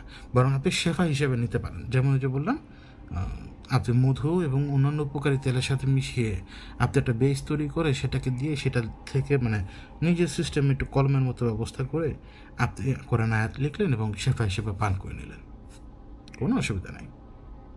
এখন এই তাবিজ বা বলুন বা যে সমস্ত জিনিস বলুন, এগুলো তো কোরআনের জিনিস নয়। মানে যে ধরনের তাবিজ বা তন্ত্রমন্ত্র মতো যে ধরনের জিনিসগুলো ব্যবহার করা হয়, এগুলো সেই আদি যুগের জিনিস। তখন মনে কর যে তাবিজের খোলের ভিতরে, এখন কথার কথা, তাবিজের খোলের ভিতরে একটা মানুষের হাড় ঢুকিয়ে দিল, হাড়, আপনি টের পাবেন? পাবেন না। তো আপনি টের পাবেন কীভাবে? কোনোভাবেই পারবেন না। কিন্তু আপনি ওই তাবিজের হাড় ঢুকিয়ে দেওয়ার পরে আপনি জায়গায় যাচ্ছেন, আপনার কোনো ঝামেলা হচ্ছে না, আপনার মনে হচ্ছে যে না আপনি ফ্রেশ। কিন্তু এমনও হতে পারে যে ওই যে তাবিজের ভিতরে যে মানুষের হাত ঢুকিয়ে দিয়েছে সেটা তার আপনি জানেন না। এখন আপনি মনে হচ্ছে যে আপনার কোনো বিপদ আপদ নেই, আপনার পরিবারেরও মনে হচ্ছে যে না আমার লোকটা একদম সুস্থ, কিন্তু আপনাকে যে অন্য কোনো এন্টিটি পজেস্ট করে নাই সেটা গ্যারান্টি কি? মানে সে পজেস্ট করে রেখেছে কিন্তু সে তার প্রেজেন্স টের পাচ্ছে না, ফিল করাচ্ছে না। এই জন্য আপনি অন্যান্য বিপদ আপদ টের পাচ্ছেন না, কারণ ওই এন্টিটি আপনাকে প্রোটেক্ট করে রাখছে। কারণ ওই এন্টিটির কোনো না কোনো হিসাব নিকাশ টাইম মতো আসবে, এখন আসবে না, এটা কথার কথা। আবার ধরুন আপনি যে নাপাক জিনিসটা রেখে দিয়েছেন, ওরাই তো চায় যে বেটা বেলেনে যাক। তো আপনি যখন বেলেনে গেলেন, সাকসেসফুল, ওই তাবিজ আপনাকে ঢুকিয়ে দিল, আপনি ব্যবহার করলেন তন্ত্রমন্ত্রের তাবিজ, বেশ, রাস্তার কথা মতো। আর কেন জ্বালাবে আপনাকে? আপনাকে অধপতন করার জন্যই তো এত কিছু। মানে সামহাও আপনাকে ফল করতে হবে, একটা সোল কাউন্টে নিতে হবে যে সোলটাকে তারা করাপ্ট করতে পেরেছে। বুঝতে পারলাম? আমি তো এর আগেই বলেছি যে প্রত্যেকটা এন্টিটির একটা না একটা হেড থাকে, আর যদি হেড নিজে চলে আসে তাহলে হেড খুব ভালো করে, হেডের হিসেবটাই আলাদা, যে হচ্ছে মেইন, তার হিসাবটাই আলাদা হয়। তো কোরআনের আয়াতকে তাবিজ হিসেবে ব্যবহার করবেন না, কারণ কোরআনের আয়াত তাবিজ হওয়ার জন্য আসেনি। কিন্তু যে বললাম, বিপদ সংকুল জায়গা, যেমন ধরুন যে আপনার ঘরে এই মুহূর্তে একটা প্যারানর্মাল অ্যাক্টিভিটি চলছে, আপনি একা, আপনার সাহারা কে হবে? দৌড়ে যায় যদি কোরআন শরীফটা বুকে আগলে নেন, আপনি হিম্মত পাবেন, সাহস পাবেন। কারণ কি জানেন? যে আল্লাহর কালাম আপনার সাথে। ওই হিম্মত আর ওই সাহস ওই সময় অন্য কেউ আপনাকে দিতে পারছে না, এই আল্লাহর কালামই দিতে পারছে ওই সময়, ওই সাহারাটা দিতে পারছে, যার জন্য আপনি ওই সময় ওই প্যারানর্মাল ইভেন্টের এগেনস্টে ফাইট করতে পারবেন, যা হচ্ছে মেইনলি বিশ্বাস।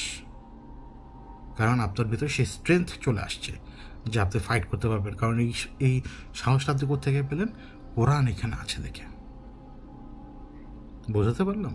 আমাদের ইমান দুর্বল হয়ে যাচ্ছে, এবং এই তাবিজগুলো ব্যবহার না করা উত্তম। এইভাবে কোরআনের অবমাননা করলে আরও গুনাহ বাড়বে, অজান্তে করলেও গুনাহ বাড়বে। কারণ আপনাকে জানার জন্য বলা হয়েছে, বোকা হয়ে বসে থাকার জন্য তো বলা হয়নি। এবং কিতাবের ব্যাপারে যদি আপনি না জানতে পারেন, তাহলে কিতাব আপনি কেন ধরবেন? এই কিতাব হচ্ছে, এই কিতাব মুমিনদের জন্য, মুত্তাকিনদের জন্য, নাস্তিকদের জন্য এই কিতাব না। এটা কিন্তু প্রথমেই বলা। এই জন্য যখন আপনি কিতাব ধরবেন, তার মানে কি আপনি ইমানদার, আপনি মুমিন, আপনি মুত্তাকিন, নাস্তিক না। এই জন্যই কিতাবকে এইভাবে বলা, শুরুই এভাবে, এই কিতাব মুমিনদের জন্য। তো আমাদের উচিত আমাদের আল্লাহর উপর তাওয়াক্কুল রাখা, তার উপরে বিশ্বাস রাখা, যে বিশ্বাস আমরা হারিয়ে ফেলেছি। কেন বলছি? একটা ছোট্ট উদাহরণ দিই। আপনি আপনার স্কুলে কিভাবে যান? অথবা আপনি কোনো সমাজে গণ্যমান্য কোনো অনুষ্ঠানে আপনি কীভাবে যান, অথবা আপনি প্রাইম মিনিস্টারের সাথে দেখা করার জন্য আপনি কীভাবে যান, এবং নামাজ পড়ার সময় আল্লাহর সামনে আপনি কীভাবে দাঁড়ান, এটার মধ্যে বিস্তর তফাৎ। আপনি যত ফিটফাট হয়ে যাবেন ওই মানুষদের সামনে, মাখলুকদের সামনে, আল্লাহর সামনে দাঁড়াবেন কীভাবে জানেন? ফকিন্নির মতো গায়ে একটা কাপড় জড়িয়ে দাঁড়াবেন। এটা ফকিন্নি, এটা হচ্ছে ফকিন্নিদের একটা মানে মানে অন্তরটা যে ফকিন্নি হয়ে গেছে মানে ইবাদতের দিক দিয়ে এটা প্রমাণ করে। তখন মানে পুরো সমাজের সামনে সাজবো দারুণভাবে, আর ইবাদত করতে যাবো একেবারে ফকিন্নি সেজে। না না না না না না, আপনি মরার সাথে সাথে আরেক দুনিয়া শুরু হয়ে যাবে আপনার সামনে, পরকাল শুরু হয়ে যাবে। আপনি বুঝতে পারছেন না? মোহের মধ্যে আছেন নাকি? আল্লাহর সামনে দাঁড়াবেন, একেবারে সুন্দরভাবে দাঁড়াবেন। আমাদের রাসূল আল্লাহর সামনে দাঁড়িয়েছে, তার আগের রাসূলের আল্লাহর সামনে দাঁড়িয়েছে, তার আগের নবীর আল্লাহর ইবাদত করেছে, আল্লাহর সামনে দাঁড়িয়েছে। আমরা নামাজে দাঁড়াই, আমরা আল্লাহর সামনে দাঁড়াই তখন। সুতরাং এটা মাথায় রাখবেন যে যার ইবাদত করছেন সে আপনার জানের মালিক, আপনার রুহের মালিক, সমস্ত সৃষ্টির মালিক। তার সামনে নগণ্য অবস্থা দাঁড়াবেন না। ওই যে বললাম না, সমাজে মানুষের সাথে যখন দেখা করেন নগণ্য অবস্থায় দেখা করেন না তো? ঠিক যতটুকু আপনার পক্ষে সামর্থ্য আছে, যে সামর্থ্য আপনি বাইরে দেখান সেই সামর্থ্য নিয়েই আপনি ইবাদত বসবেন। আল্লাহর ইবাদত করতে হবে, এটা হচ্ছে মূল কথা, এর বাইরে কোনো কথা নেই। তো তাবিজের ব্যাপারটা হচ্ছে কি, ওই যে যখন তন্ত্রমন্ত্রের ব্যাপার আসবে এগুলো শিরক, এবার 100% শিরক, এখানে কোনো কথা নেই, কোনো প্রশ্নই আসবে না। কিন্তু এটা যে আপনি তাবিজকে একটা খোলের মধ্যে ঢুকিয়ে অথবা আপনার মানি ব্যাগে ব্যবহার করবেন, এটা একেবারে গর্হিত কাজ, এটা শিরক হবে না। কারণ কি জানেন, আপনি কোরআনের আয়াত নিচ্ছেন, এটা শিরক না তো, কিন্তু এটা অবমাননা কোরআনের। আমার সাথে অন্যান্য কথা বলে কোনো লাভ নেই। আপনি 1000 দলিল দিলেও আমি মানতে রাজি হব না যে কোরআনের আয়াত শিরক এইভাবে ব্যবহার করলে। নাউজুবিল্লাহ, কী বলেন? আল্লাহর কালাম কীভাবে শিরক হয়? কিন্তু ওই যে বললাম, যখন আপনি এইভাবে ব্যবহার করবেন, এটা কোরআনকে অবমাননা করা হয়। এটা আপনার করার সাহস নেই, এটা করার অধিকার আপনার নেই যে আপনি কোনো খোলের ভেতরে কোরআনের 2টা আয়াত বা লিখে রাখবেন, অথবা মানি ব্যাগে রাখবেন, অথবা দেয়ালে ঝুলিয়ে রাখবেন। কোরআন এভাবে ঝুলিয়ে রাখার জন্য, মানি ব্যাগে ঢোকানোর জন্য, হাতে পড়ার জন্য আসা নেই। এই কিতাব মুমিনদের জন্য, মুত্তাকিনদের জন্য। বুঝাতে পারলাম? তো এই ছিল আর কি পডকাস্টের অংশ, এবং আমি এখন বিদায় নিচ্ছি। এখন একেবারে অ্যাটাচ করে দেবো রাসার ফাইলটা, যে ফাইলটা আগে থেকে রেকর্ড করা, ওই ব্ল্যাক লিকুইডের পার্টটা। ওই শেষের দিকে একটু বেশি কথা হয়ে গেল, ভুল ভ্রান্তি হলে মাফ করবেন, কারণ আমি মানুষ, আমার ভুল ভ্রান্তি হবেই। তো আমি এখন বিদায় নিচ্ছি। আপনারা সবাই ভালো থাকবেন, সুস্থ থাকবেন। এখন সরাসরি শুরু হয়ে যাবে রাসার পার্টটা। আল্লাহ হাফেজ।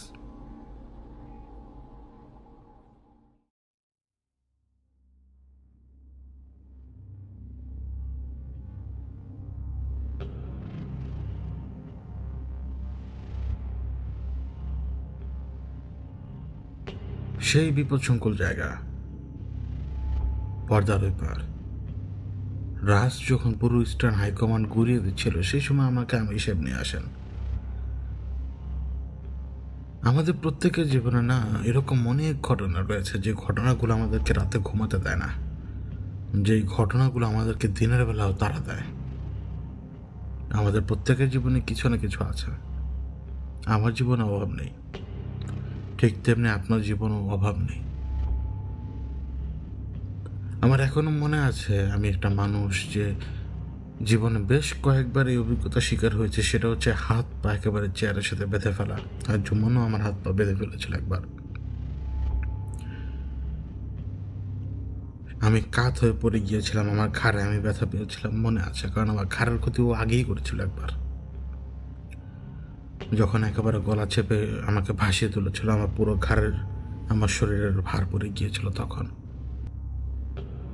এই জন্য এখনো সোজা হয়ে দাঁড়াতে গেলে দেখা যায় যে আমি একদিকে বাঁকা হয়ে আছি। কিন্তু সেটা কথা না, কথা হচ্ছে যখন আমি পড়েছিলাম তখন আমার সামনে একটা আকৃতি ছিল, কোনো মানুষের শরীর না, কেমন যেন নির্জীব, একটা ফ্রিজিং ধোঁয়া, মানে ধোঁয়াটা যেন ফ্রিজ হয়ে গেছে। চোখের কোটর বোঝা যায়, নাকের জায়গাটা ফাঁকা বোঝা যায়, কিন্তু হ্যাটটা সেখানে নেই। কিন্তু জীবন তো থামে না, জীবন তো থামে না আমাদের।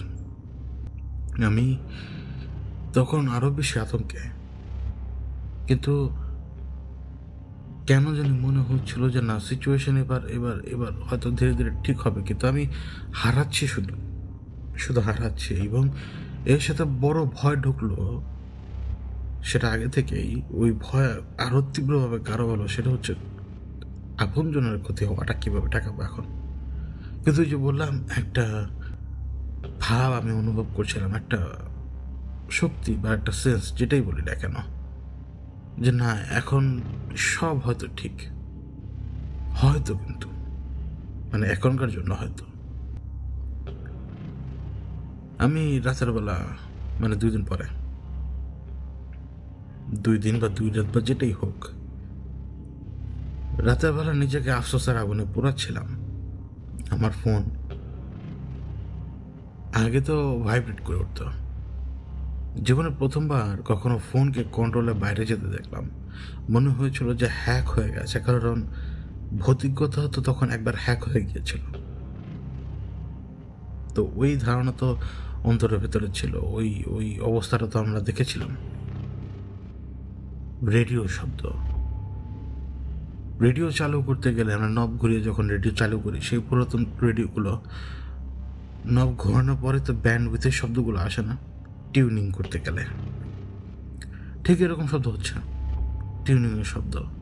কেউ যেন কোনো চ্যানেল ক্যাপচার করার চেষ্টা করছে, এবং ওই চ্যানেলগুলো ক্যাপচার করার আগ মুহূর্তে একটু ধরে এবং ধীরে ধীরে ধীরে ধীরে একটু একটু করে ঠিক হতে থাকে।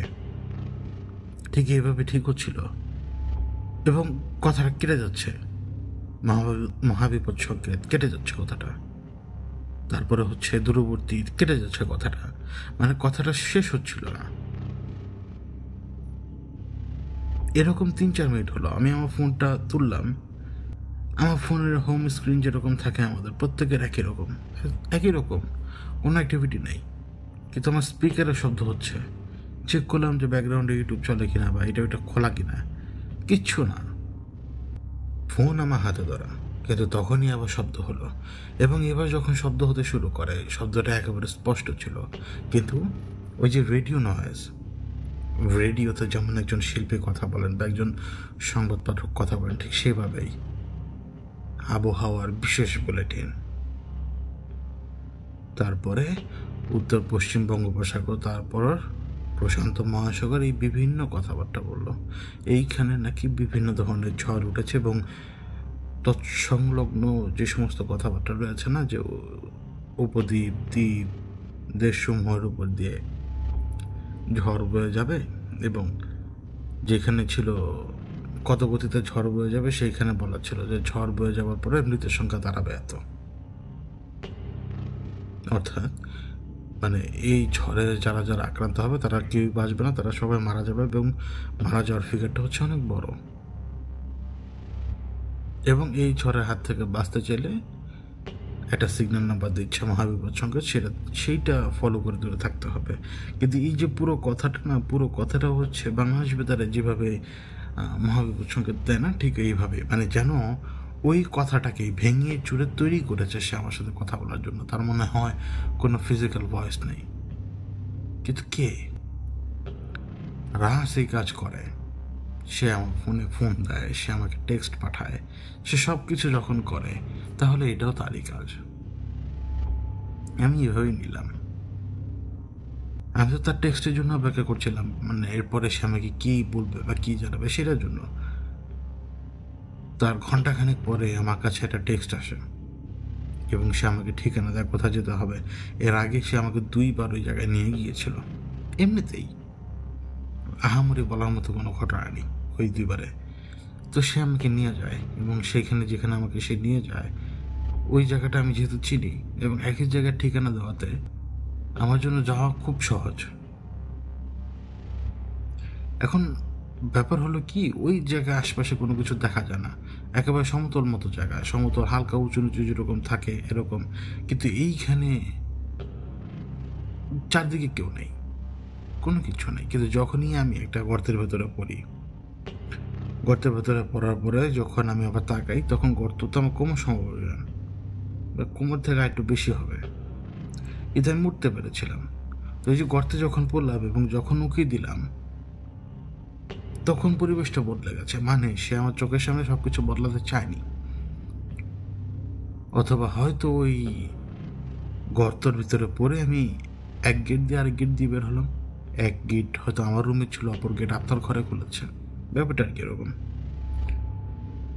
তো আমার সামনে বিশাল একটা জমিদার বাড়ির মতো বাড়ি, জঙ্গলের ভেতরে। জঙ্গলের ভেতরে বলতে কি, আমি আপনাদেরকে বুঝাই। মনে করুন যে আমি যেখানে দাঁড়িয়ে আছি, আমার সামনে দিয়ে রাস্তা গিয়েছে, মানে আমি রাস্তার মাঝখানে দাঁড়ানো, রাস্তাটা ডান দিকে কোনাকুনি হয়ে চলে গেছে, বাম দিকে আমার বাম দিকেই কিছুটা ডোবার মতো মানে জংলা যেরকম জায়গা থাকে সেরকম, এবং ওই পরবর্তী জায়গাটাতে যে ফাঁকা জায়গা থাকার কথা সেইখানে সেই বাড়িটা বিশাল বড় 2-3 তলা বাড়ি। এবং ওই 2-3 তলা বাড়ির ভেতরে আমাকে সে ডেকে নিয়ে যায়, এবং সে এখানে আমাকে ডেকে নিয়ে যায় ঠিকই, কিন্তু সে আমাকে বলেছিল আই হ্যাভ বিন সামান্ড, মানে তাকে কেউ ডাক দিয়েছে, তো তাকে একটু যেতে হবে। এবং যখন ওই ভেতরে ঢুকি আমি, তখন একটা প্রজেক্টর চলছিল, এবং এই প্রজেক্টরের কারণে আমি জানতে পারি যে হাইকমান্ড কি না, লুকিয়ে লাভ নেই। এই প্রজেক্টরের মাধ্যমে শুধুমাত্র আমি তো অল্প কথা লিখেছি, দেখুন আধা ঘন্টা লিখেছি মাত্র, ঘটনা তো আমি আপনাকে বলতে গেলে দেখা যাবে 2 ঘন্টা পার হয়ে গেছে। ওই প্রজেক্টরে শুধুমাত্র সারফেসের কথা ছিল না, মানে সারফেস বলতে আমাদের মাটির উপরে আন্ডারওয়ার্ল্ডের কথা ছিল, পানির কথা ছিল। দেখুন পানিতে তো এক কিসিমের লোকজন বসবাস করে, বিশেষ করে আমির সাহেবের জনগোষ্ঠী, এবং এই ইস্টার্ন হাইকমান্ড কিছুটা পানির উপরেই, কিছুটা না প্রায় বিশাল অংশই পানির ভেতরেই। কিন্তু আন্ডারওয়ার্ল্ডের কথা আমি কখনো বলিনি আপনাদেরকে, এই জাহাজকে বললাম। ওই যে প্রজেক্টরে যে আমাকে সব কিছু দেখাচ্ছিল যে হ্যাঁ রাস্তার পুরোপুরি কন্ট্রোল রয়েছে সারফেসের উপরে, কিন্তু আন্ডারওয়ার্ল্ডের উপরে নেই তার কোনো কন্ট্রোল। এবং রাসের এই সারফেসের উপরে যেরকম কন্ট্রোল রয়েছে, সমুদ্রের উপরে তো সেরকম কন্ট্রোল রয়েছে। মানে ওই জায়গাটা, মানে ওইটা পরিচালনা করা কন্ট্রোল না, মানে তার ওইটা তার ক্ষমতার এরিয়া। এই বিস্তীর্ণ অঞ্চলের লোকজন তার কাছেই আনুগত্য প্রকাশ করে, মানে সেই বিস্তীর্ণ অঞ্চলের সুপ্রিম কমান্ডার, অর্থাৎ সে সারফেসের উপর যত কিছু আছে সেটা সে কমান্ডার, আন্ডারওয়ার্ল্ডের না। আন্ডারওয়ার্ল্ড কিন্তু আলাদা জিনিস। আমরা যে ধরনের ডিমেনদের নাম শুনি না, এরা সবাই আন্ডারওয়ার্ল্ডের, এরা কেউ সারফেসের না। এই জন্য সারফেসের লোকরা একরকম, যেরকম শুনে আসছেন একটু অন্যরকম লাগে, কিন্তু আন্ডারওয়ার্ল্ডকে যেরকম আপনারা জানেন, আন্ডারওয়ার্ল্ড এরকমই। আমাকে এই প্রজেকশনে সব কিছু দেখায়। ঘটনা এইখানেই, কিন্তু এখন প্রজেকশনে যখন আমাকে সব কিছু দেখানোর পরে, প্রজেকশনটা যখন থামলো, আমাকে একজন বলল যে সুপ্রিম কমান্ডার আপনার সাথে কথা বলতে চায়। এখানে কিন্তু সুপ্রিম লিডারের কথা বারবার সে লোকজন আমাকে বলেছে, এমনকি ওই যে প্রজেক্টরটা, মানে সুপ্রিম লিডারের আদেশে সুপ্রিম কমান্ডার সব কিছু মানে ঠিকঠাক করেছেন। এখন আমি বুঝি যে সুপ্রিম লিডার সেই ব্যক্তি যার সাথে মিলে সে এই শব্দটা তৈরি করেছিল, তিনি তো বেঁচে নেই।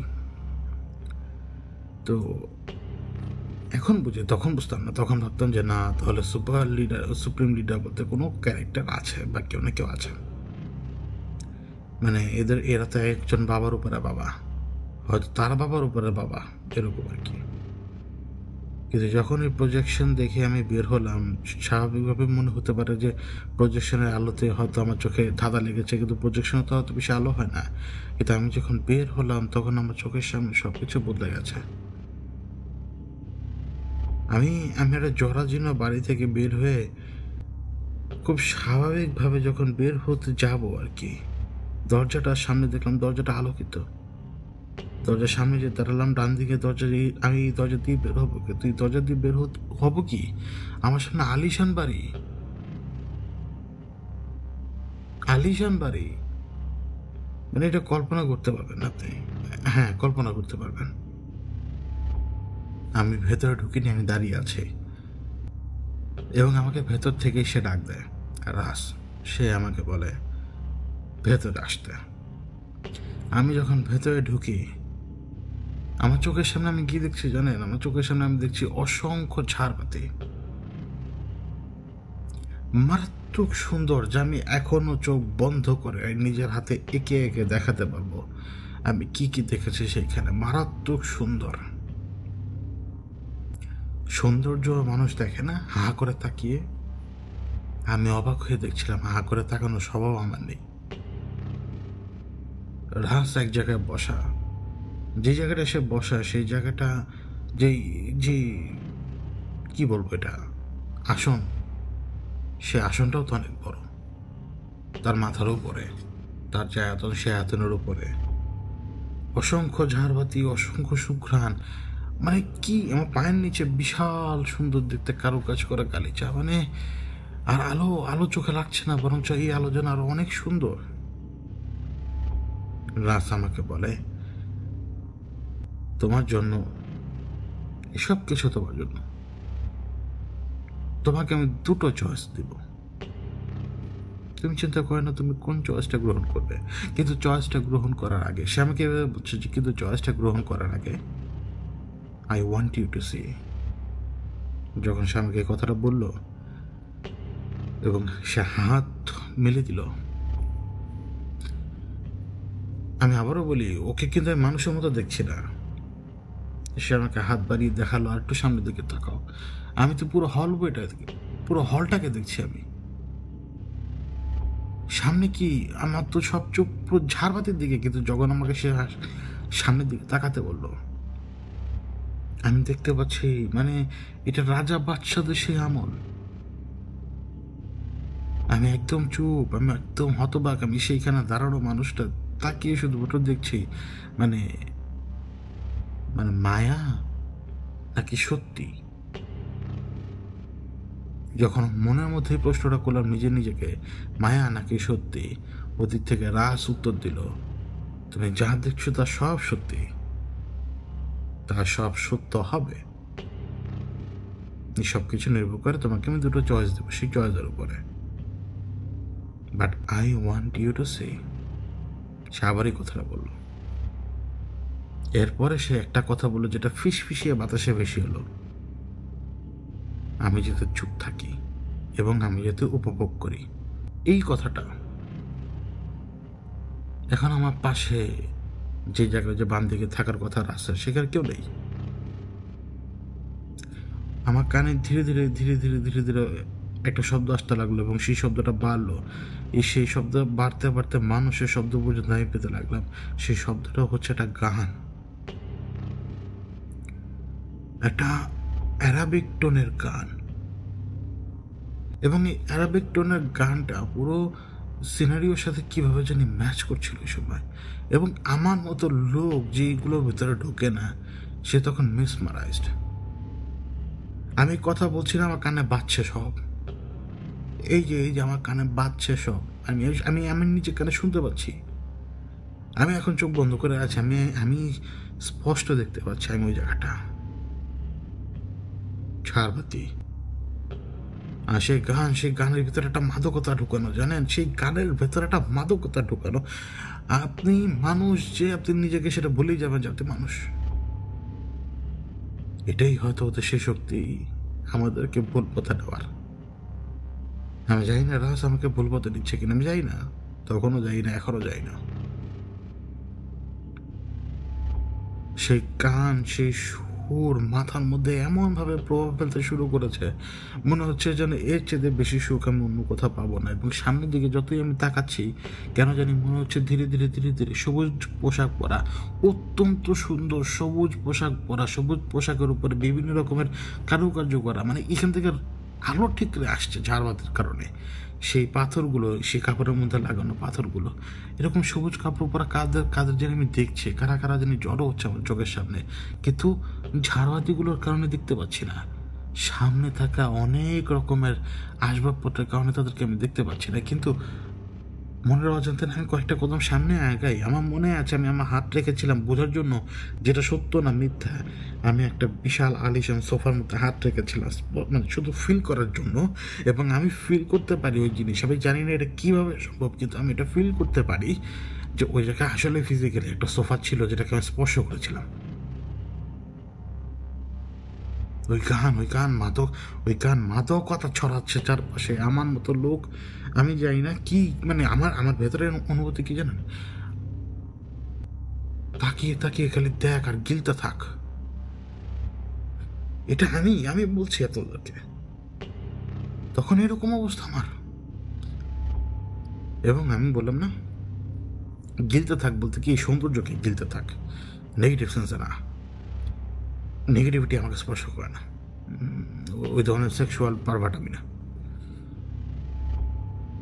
সামনে যেই সবুজ কারুকার্য করা যে কাপড় চোপড় পর লোকজন ছিল না, এবার স্পষ্ট হলো এরা সবাই মেয়ে, এবং এরা সবাই এক সারিতে দাঁড়িয়ে আছে যেন তারা অপেক্ষা করছে আমার জন্য। মানে তাদের প্রত্যেকের হাতেই কিছু না কিছু আছে, কারণ প্রত্যেকের হাতে প্লেট, কেউ হয়তো কি মানে কে কি নিয়ে দাঁড়িয়ে আছে আমি জানি না।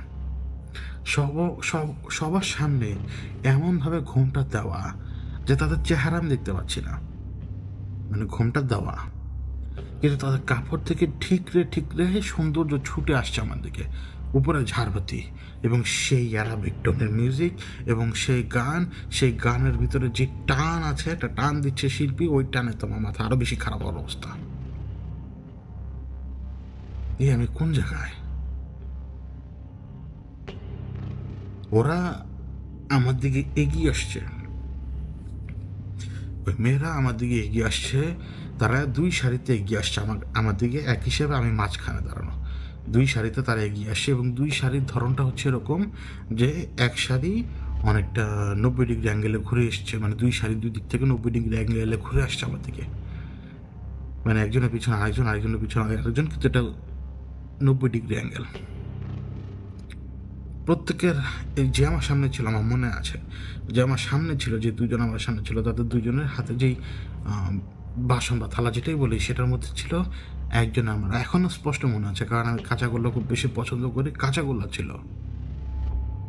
আরেক পাশে যে মানে আমার হাতের ডান দিকে যে আছে, তার ওই হাতের ইয়ার ভিতরে মাংস। স্বাভাবিকভাবে আমরা মাংস পছন্দ করি। পেছনে আরো আছে। আমার কানে কানে রাজ আমাকে বলছে, মাথার মধ্যে মানে উড়ে আসছে কথাগুলো, উড়ে আসছে, সে বলছে বা বুঝাচ্ছে আমাকে, তারা তোমার জন্য অপেক্ষা করছে, সবাই, তারা সকলেই তোমার জন্য অপেক্ষা করছে, তারা নিজেরাই তোমার জন্য পাগল। এখন তুমি চেয়ে দেখো তুমি কি তাদেরকে গ্রহণ করবে কিনা। এরা সবাই তোমার স্ত্রী হতে পারবে, এরা সবাই তোমার স্ত্রী হতে পারবে। যখন এই কথাটা আমাকে বললো না, আমার ব্রেন থেকে না একটা নেগেটিভ সিগন্যাল যায় ওই কথার বিরুদ্ধে, কারণ বললাম না আমাকে আমি এমন জায়গায় নিয়ে গিয়েছি, আমাকে এই সমস্ত জিনিস থেকে টলাতে পারবে না, আনলেস যদি আমার গলা কেউ না কাটতে চায়, মরার ভয় সবাই পায়। আমি বোঝাচ্ছিলাম যে না এটা হবে না, কিন্তু বিশ্বাস করুন ওই টেম্পটেশনে ওদের চেহারা একবার দেখতে মন চাচ্ছিল আমার, এবং যখন আমি বুঝতে পারলাম যে ওদের চেহারা দেখার একটা ইচ্ছা আমার, সেই সময় ওদের ওড়নাটা মনে হলো যে আরেকটু উপরের দিকে উঠেছে, ঠোঁটগুলো ভিজিবল, ঠোঁট এবং নাকের কিছু অংশ ভিজিবল। না, আমি আমার নিজের চিন্তার উপরে কন্ট্রোল নিলাম সাথে সাথে, না। কিন্তু ওই সময় এটা রাস্তা জানতো যে আমাকে সে টলাতে পারবে না এটা দেখিয়ে।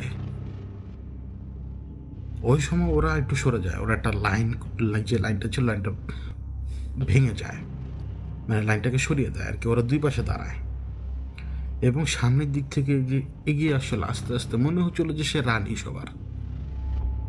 সবার রানী এটা মনে হচ্ছিল। এবং তার মাথায় মুকুট ছিল, বিশাল বড় মুকুট, মানে মুকুটটা হচ্ছে সেই সবুজ কাপড় দিয়ে তৈরি করা কোনো পাগড়ি, এবং সেই পুরো পাগড়ি টাইপের মুকুটটার ভেতরে কারুকার্য করা এবং এক একটা থেকে মানে যেন মানে আলো ঠিকরে বেরিয়ে আসছে।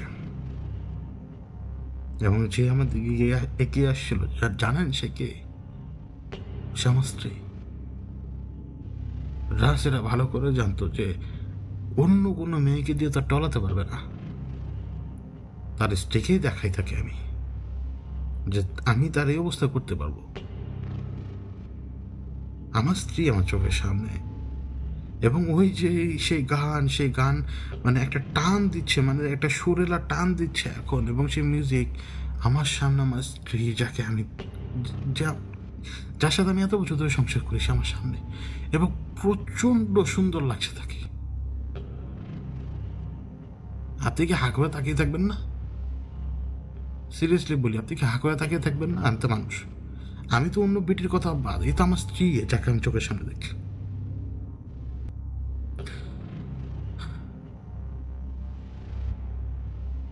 আমি তাকে দেখতে পাচ্ছি, হালকা হালকা করে মুকুটটা তার সরিয়েছে সে নিজেই, এবং আমার দিকে ঠিক যেভাবে দেখলে আমাকে নর্মালি আমাকে দেখলে যেভাবে সে হাসি দেয়, যে হাসিটা আমি দেখি তার সবসময়, ওই হাসিটাই, মুখের মধ্যে একটা সুন্দর একটা হাসি, যেটা তার হাসি। আমি অলমোস্ট অলমোস্ট আমি তাকে স্পর্শ করে ফেলেছিলাম, একটুর জন্য করি নাই। হঠাৎ মাথার মধ্যে ঠকলো জিনিসটা, না না মানে না, ওরা কেউ এখানে নাই, কারণ ওরা সবাই বাসায়, আর আমি বাসা থেকে কম করে হলো 10-15 কিলোমিটার দূরে, একেবারে সোজা রাস্তায়। ওরা কেউ এখানে নাই। যখন আমি নিজেকে সামলালাম এইভাবে, তো আমি দেখতে পাচ্ছি সে আস্তে আস্তে পিছনের দিকে চলে যাচ্ছে, কিন্তু মুখের মধ্যে সেই হাসিটা। আমি তার দিকে তাকিয়ে আছি, বিশ্বাস করেন, কারণ তার সে আমার স্ত্রী, এখানে লুকোনো কোনো কিছু নেই, আমি তো তাকে দেখতেই পারি। এবং তার দিকে তাকিয়ে যদি আমি হাঁ করে তাকিয়ে থাকি, তো তবে কোনো অন্যায় নেই। কিন্তু আমি এই টেম্পটেশনে পা দিইনি। আমার পেছনে যে রাস এসে কখন দাঁড়িয়ে আছে আমি সেটা জানি না, কিন্তু ওই যে ধীরে ধীরে ধীরে ধীরে ওই অ্যারাবিক টোনের মিউজিকটা, সেই শিল্পীর গলায় বিশাল এক মানে মানে মোহময় টান, ওই মিউজিক।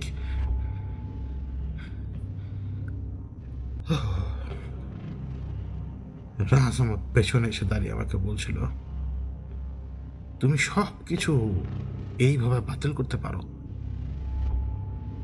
আমি তাকে কথা বলে কোনো উত্তর দিতে পারছিলাম না, মানে আমার ব্রেন তো, আমি একটা মানুষ, আমার তো প্রসেস করতে সময় লাগে। আমি কি মায়া দেখছি না ছলনা দেখছি সেটা প্রসেস করব কিভাবে? কারণ সোফা যখন স্পর্শ করেছিলাম বুঝতে তো পেরেছিলাম যে না, এটা রিয়েল, মানুষও তাহলে রিয়েল হতে পারে, অথবা ওর ডিমান্ডের রূপ নিয়েছে, বা যেটাই হোক। রাজ তখন আমাকে বলল, আমি তোমাকে দুটো চয়েস এখন দেই, ডু অর ডোন্ট। আমি তখন বললাম কি? সে আমাকে বলল, যা দেখতে পাচ্ছ সেটাকে অ্যাকসেপ্ট করে নাও, আমি তোমার জন্য সব কিছু করে দেব, সব কিছু দেখবে যে সুন্দর হয়ে গেছে। তোমার খুব ইচ্ছা তুমি গ্রামে থাকবে, একাকী থাকবে, নিজের মন মতো দিন যাপন করবে, সুস্থ থাকতে চাও, আমি তোমাকে একটা গ্যারান্টি দিতে পারবো। তোমার মৃত্যুর কোন দিন হবে সেটা আমি জানি না, কিন্তু মৃত্যুর আগের দিন পর্যন্ত তুমি সুস্থ থাকবে,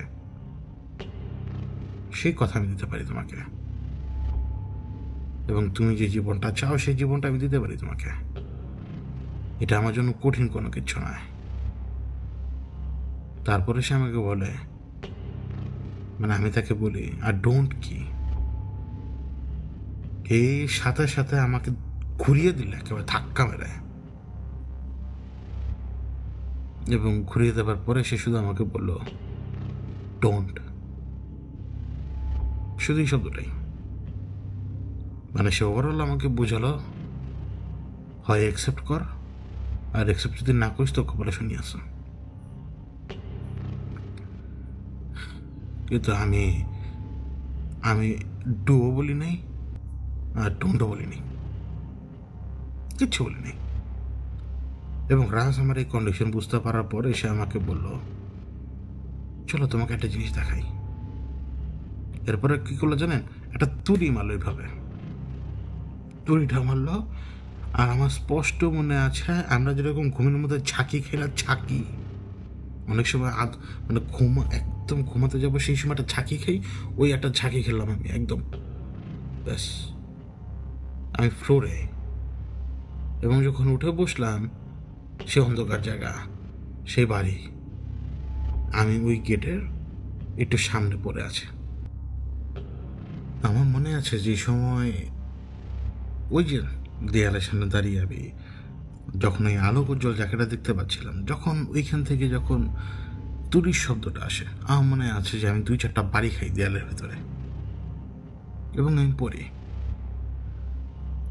আকাশের আলো যেরকম দেখা যায় রাতে বেলা ঠিক ওরকম, এবং একটু দূরে দাঁড়িয়ে আছে রাস।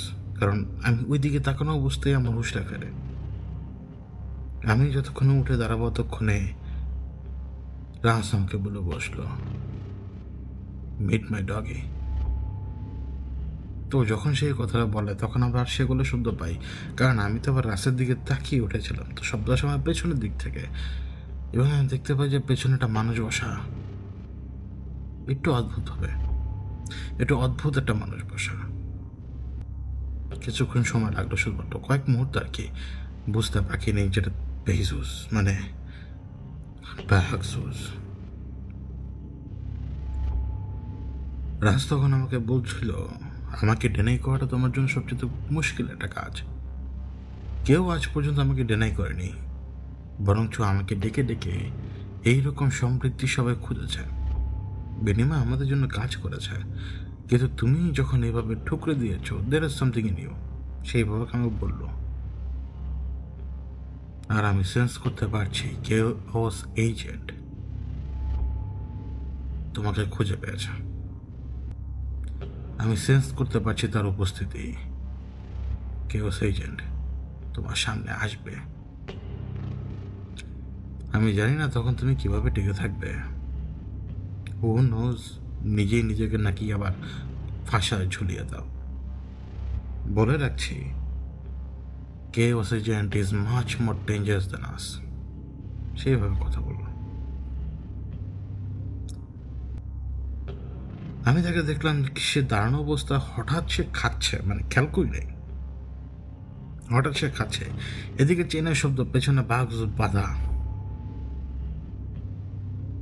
আরামসে কি জানি খাচ্ছে সে তখন। এবং সে আমাকে বলছে, তোমার সাথে আমার যে ডিল ছিল সেই ডিলটা এখনই কেন ফিনিশ করে দেই। কি বলো? আমার মনে হয় না তোমার আর কোনো রকমের প্রোটেকশন দরকার। আমার প্রোটেকশনে তোমার প্রয়োজন নেই, কারণ যেই সমস্যাটা তোমার জীবনে এসেছিল, এই যে কুকুরটা, এটাকে আমি এখান থেকে নিয়ে যাবো এখন। সো তোমার ইস্যু খতম। কিন্তু যদি কেউ এজেন্টের কথা বলো, শুনে রাখো আর মনে রাখো, শি উইল হান্ট ইউ। তা আমি তখন তাকে দুম করে জিজ্ঞেস করলাম, শি বলে কি মহিলা? এভাবে বললাম আর কি। তো ওইখানে যে খাবার খাচ্ছে না, সে একটু মনে হলো যে হাসলো, এবং সে হেসে আমাকে বলল, she is the chaos agent. সে ছিল বিলিভার, মানে বিশ্বাসী, যে হচ্ছে চরম পর্যায়ের, মানে কি বলে এটাকে, চরম পর্যায়ের। রাস বলেছিল ডাউটার। সে একজন বিশ্বাসী যে ডাউটারে পরিণত হয়েছে, এবং সে কেওস তৈরি করতে সক্ষম হয় বিশ্বাসীদের মধ্যে। এবং সেই থেকে সে এখন পর্যন্ত তার কেওস থিওরি চারপাশে ছড়িয়ে বেড়াচ্ছে, এবং সে এই কেওস থিওরিটা চারপাশে চালাতেই থাকবে, এবং সে এক্সপ্যান্ড করছে শুধুমাত্র। সে মানে সে মানে কি? সে আমাকে এটা বলল, যদি তার পরিচয় তুমি পাও, বিশ্বাস করতে পারবে না, that she was the chaos agent. তা আমি তাকে জিজ্ঞেস করলাম পরিচয় কি, তখন সে আমাকে বললো, এবং বলার পরে আমি তো বিশ্বাসই করতে রাজি হইনি। আমি বললাম যে মানুষের বেঁচে থাকে সম্ভব না এতদিন। সে আমাকে বললো যে তুমি জানোটা কি? যখন তোমাকে অভিশাপ্ত করে দিবে, যখন তুমি ডাউটার হয়ে যাবে, তুমি দুনিয়াতে 1000 বছর বেঁচে থাকবে, তোমাকে শুধুমাত্র রোজ পচানো হবে। That's what the daughter get, she will get. তার জন্য হেভেন খোলা ছিল, কিন্তু সে কেওস ব্যবহার করে তার সমস্ত রাস্তা সে বন্ধ করে দিয়েছে। এখন তার ব্যাপারে কথা বলতে চাই না, কথা বলতে চাই এটাই, that our deal is finished. ততক্ষণ একটা ঘটনা ঘটে। পেছনে আমি শব্দ পাই, জানোয়ারের অদ্ভুত শব্দ, জানেন? তো আমি পেছনের দিকে তাকাই, দেখি যে বেজুস তো নড়াচড়া করছে, যেন সে মুক্ত হবার চেষ্টা করছে, কিন্তু সে মুক্ত হতে পারছে না। কিন্তু ব্যাপার হচ্ছে কি, বেজুসের পিছনে তিনটা ক্রসের মতো, ক্রস থাকে না খ্রিস্টানদের যে ক্রস, এবং ক্রসের মতো স্ট্রাকচার, এবং সেই স্ট্রাকচারে একটা গরু বা মহিষ, আমি চিনতে পারছি না অন্ধকারে, একটা শিয়াল, আর একটা কি জানি আমি জানি না, সম্ভবত এটা, কারণ এটা সাইজ দেখলে মনে হয় বানরা, বা সাইজ দেখলে মনে হয় যে শিম্পাঞ্জি হতে পারে, অন্ধকারে বোঝা যায় না। তারা সেখানে বাধা এবং তাদের মুখ এমনভাবে বেঁধে রাখা সেই জানোয়ারদের, যাতে তারা চিৎকার না করতে পারে। আমি বুঝতে পারলাম যে এটা এন্টিটি, যাদেরকে জানোয়ার রূপে আটকানো হয়েছে। এবং এটা যখন বুঝতে পারলাম, সেই সময় আমি তো ওদিকে তাকানো, বিজুদের পেছনে তাকানো, আমার পেছনে যে রাজ যে খাবার খাচ্ছে, সে তখন আমাকে বলল, বেশি সময় লাগে না তোমার প্রসেস করতে, তুমি বাতাসের গন্ধ টের পাও আর চোখের ইশারা সব কিছু বুঝতে পারো, বুঝে গিয়েছ তাহলে। তো আমি তো বুঝতে পারছিলাম যে এরা কোনো না কোনোভাবে বেজুজ আত্মীয়, এবং এদেরকে এখানে মেরে ফেলবে এখন। এবং যখন আমি এটা আবার নিজে মনে মনে চিন্তা করলাম, ওই সবাই আবার আসুক দিল, কারেক্ট, রাইট থিঙ্কিং, চালিয়ে যেতে থাকবে এই ধরনের চিন্তা। তুমি ভালো দিন এমনি দেখতে পাবে। তখন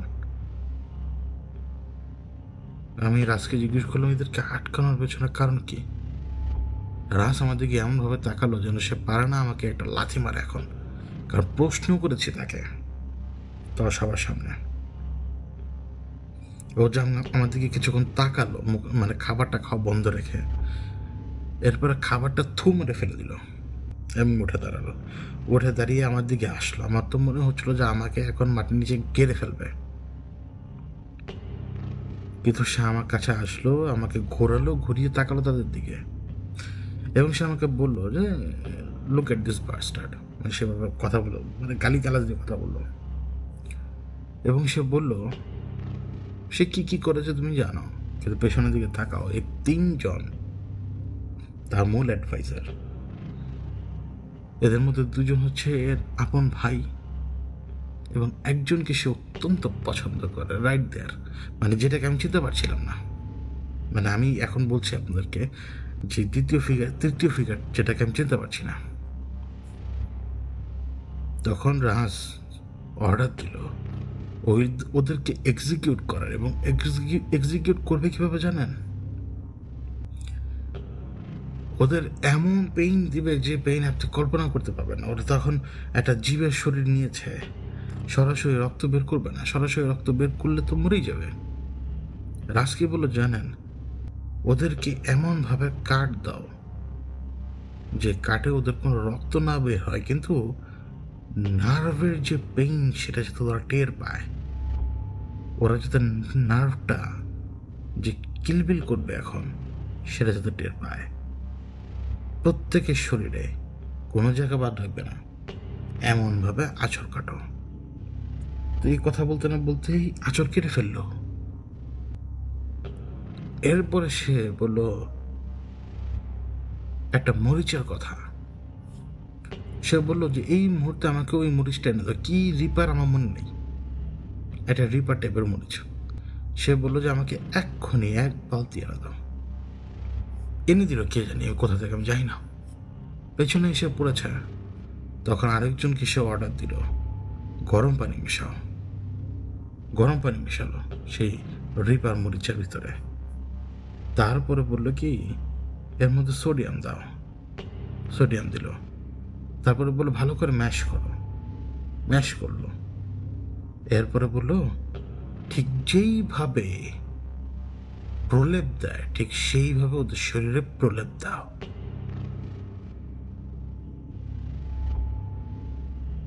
আমি জানি না ওই 3 জনের কষ্টের কথা, কিন্তু বেইজুদের চিৎকার আমি ওই দিন শুনেছিলাম, আর ওদের কষ্টের কথা বাদ।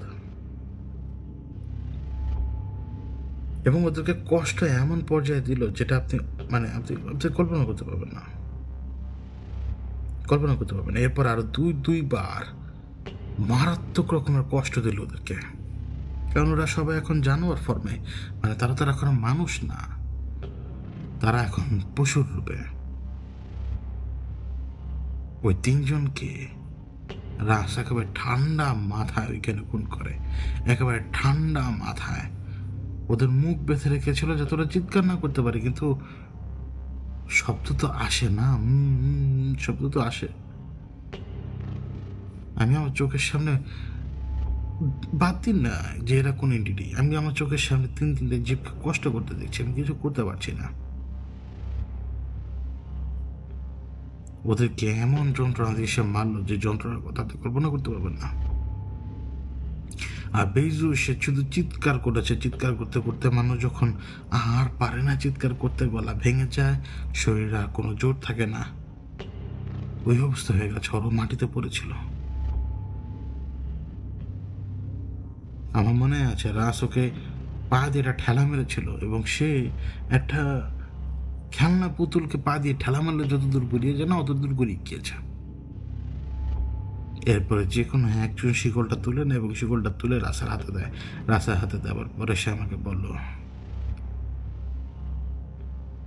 আর কখনো তোমার সাথে দেখা হবে না। এরপরটা ধরে কিচ্ছু নাই এখানে, সব গায়েব, সব সব সব সব গায়েব, কিচ্ছু নাই এখানে। আমি শুধু এখন দাঁড়ানো, এবং যে ট্রমা আমাকে দিয়ে গেছে সেই ট্রমা আমার ভেতরে। তখন আমি জিন্দা না মুর্দা আমি নিজেও যাই না, তখন আমি নিজেও যাই না। অদ্ভুত রকমের নিঃশ্বাস নাকের ভেতর দিয়ে ঢুকছে, যে নিঃশ্বাসটা গরম, শরীরে এমন এক অদ্ভুত অনুভূতি যেন মনে হচ্ছে আমি জেগে আছি, আর না হলে আমি হয়তো মরে গেছি। এই অদ্ভুত অনুভূতি এবং মাথার মধ্যে প্রসেস না করতে পারার যে অসম্ভব রকমের জ্বালা, এটা আমি আপনাদেরকে বলে বোঝাতে পারবো না, এখন কোনো মতে বলে বোঝাতে পারবো না।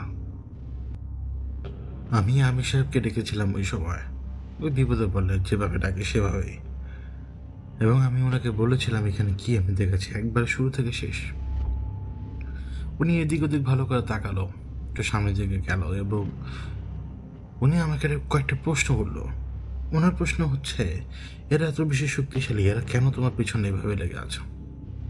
চাইলে তোমাকে এখনই ডুবে দিতে পারে, চাইলে তোমাকে এখনই শেষ করে দিতে পারে, কিন্তু মনে হয় অন্য কোনো ব্যাপার আছে, অন্য কোনো হিসাব আছে। মনে হয় এখানে অন্য কোনো খেলা খেলা হচ্ছে অন্য কারো হাত দিয়ে।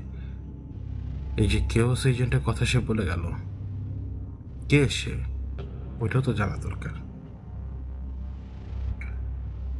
তিনি আমাকে সাবধান থাকতে বলেছিলেন। সাবধান থেকে আপনি কি করবেন বলেন, যেটা নসিবে থাকবে সেটা হবেই। এবং আপনাদের মনে আছে তো, পরে আমি ওই বেজোস লকডাউনে বলেছিলাম কিভাবে আমি চিঠিটা পাই, ঝিঝি শব্দ মাথার মধ্যে আসে, যেন দূর থেকে কেউ ঝিঝি শব্দটা এমনভাবে ম্যানিপুলেট করছে যেন আমি সেখানে যাই, মানে আমাকে কেউ ডাকছে আর কি, কোথায় যাব, ওই ঝিঝি শব্দটাকে যাতে আমি ফলো করি, ব্যাপারটা আর কীরকম। এবং তারপরে সেই কাদামাটি, মানুষের ডেড বডির সেই কাদামাটি, সেই জঙ্গল পার হওয়া, পিরামিড দেখা, এরপরে সেই বিশাল একটা চোখের তৈরি হওয়া, দেখলে মনে হবে সমুদ্র, সমুদ্রের মধ্যে চোখ, এবং সেখান থেকে চিঠি বের হওয়া, এবং সেই চিঠিতে লেখা রাসকে মেরে ফেলা এবং বেজোসকে ছেড়ে দেওয়া, এতে নাকি আমার লাভ। মনে আছে তো আপনাদের? কিন্তু ঘটনাটা আমি সেটা বলবো না যেটা আমি বলে গিয়েছি আগে। রাজ যখন সেখান থেকে পালিয়ে যায় এবং বেজোস যখন মরে এবং আমির সাহেব যখন আমাকে থাপ্পড় মারে, এর মধ্যে অনেকগুলো ঘটনা ঘটে যা আমার নজরে আসেনি। কিন্তু এরপরে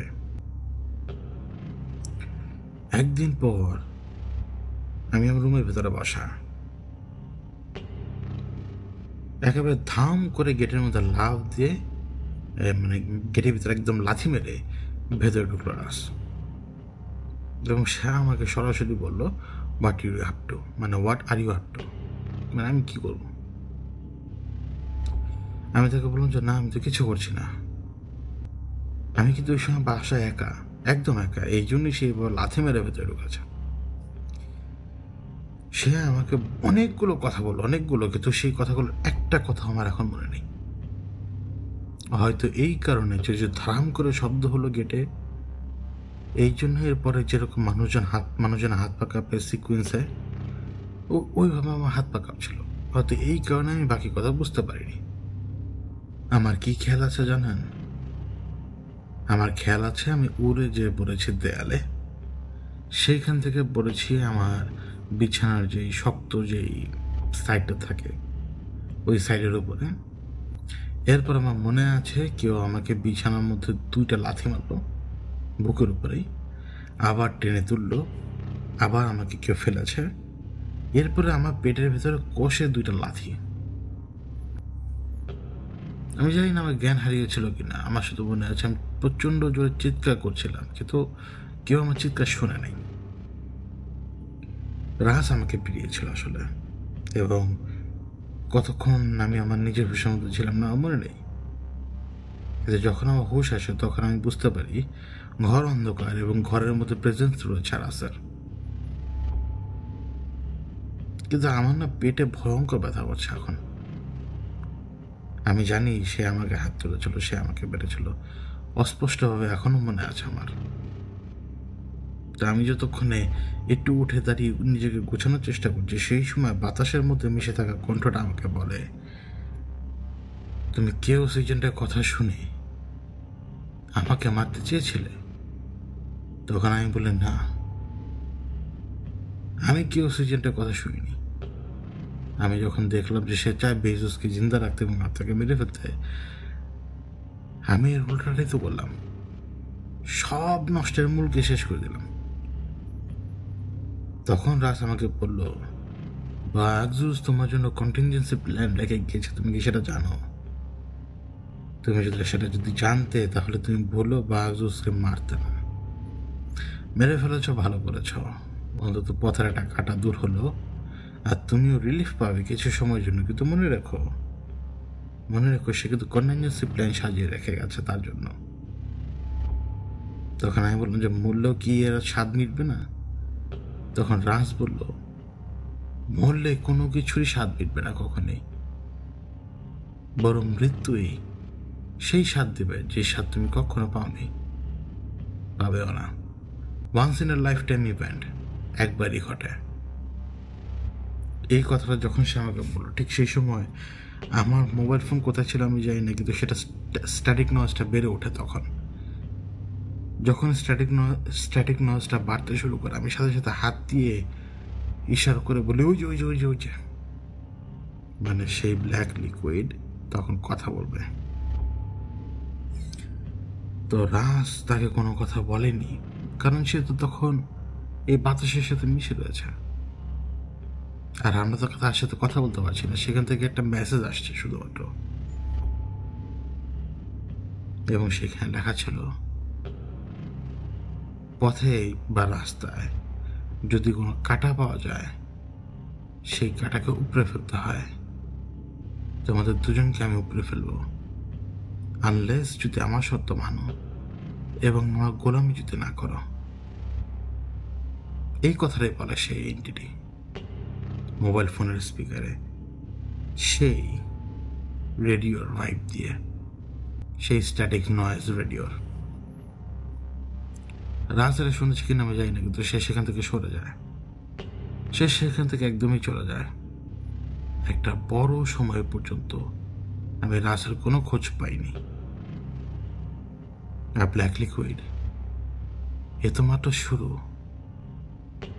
এখন পর্যন্ত যতবার আমাকে ইনফ্লুয়েন্স করার চেষ্টা করেছে, তার মধ্যে বেশিরভাগই এখন শুরু। মাত্র তো আমি দুদিন হলাম যে সব কিছু বুঝতে পারতে শিখেছি, মাত্র লাথি খেয়ে, উষ্টা খেয়ে, সব কিছু খেয়ে। তবুও শিখছি তো, শেখার শেষ নেই। কিন্তু যখন এইভাবে মোবাইল ফোনে সেই রেডিও সিগন্যাল বাজে, তারপরে যখন সেই ভাঙা গলায় ওয়ার্নিং দেয়, এটা আমাকে এখনো কাঁপায়, আমার শিরা উপশিরা সব কাঁপায়। এবং ওই অবস্থা থেকে রাজ যখন আমাকে পিটিয়ে আবার গায়েব হয়ে যায়, ওই অবস্থা থেকেই ডেফকন 2 এর সমাপ্তি ঘটে, মানে ওই অংশটার সমাপ্তি ঘটে। এরপরে কি ঘটেছিল আবার সেটা তো আমি আপনাদেরকে বলেছিলামই। রাজ যে আমাকে জীবন্ত ছেড়ে দিয়েছিল এর পেছনে কারণ একটাই, ওই যে রাজকে আমি যে মারিনি বা খুন করিনি এটাই। কারণ কেউ সেজেন্ট আমাকে বলেছিল তো যে তাকে খুন করে ফেলো, কিন্তু সেটা করিনি।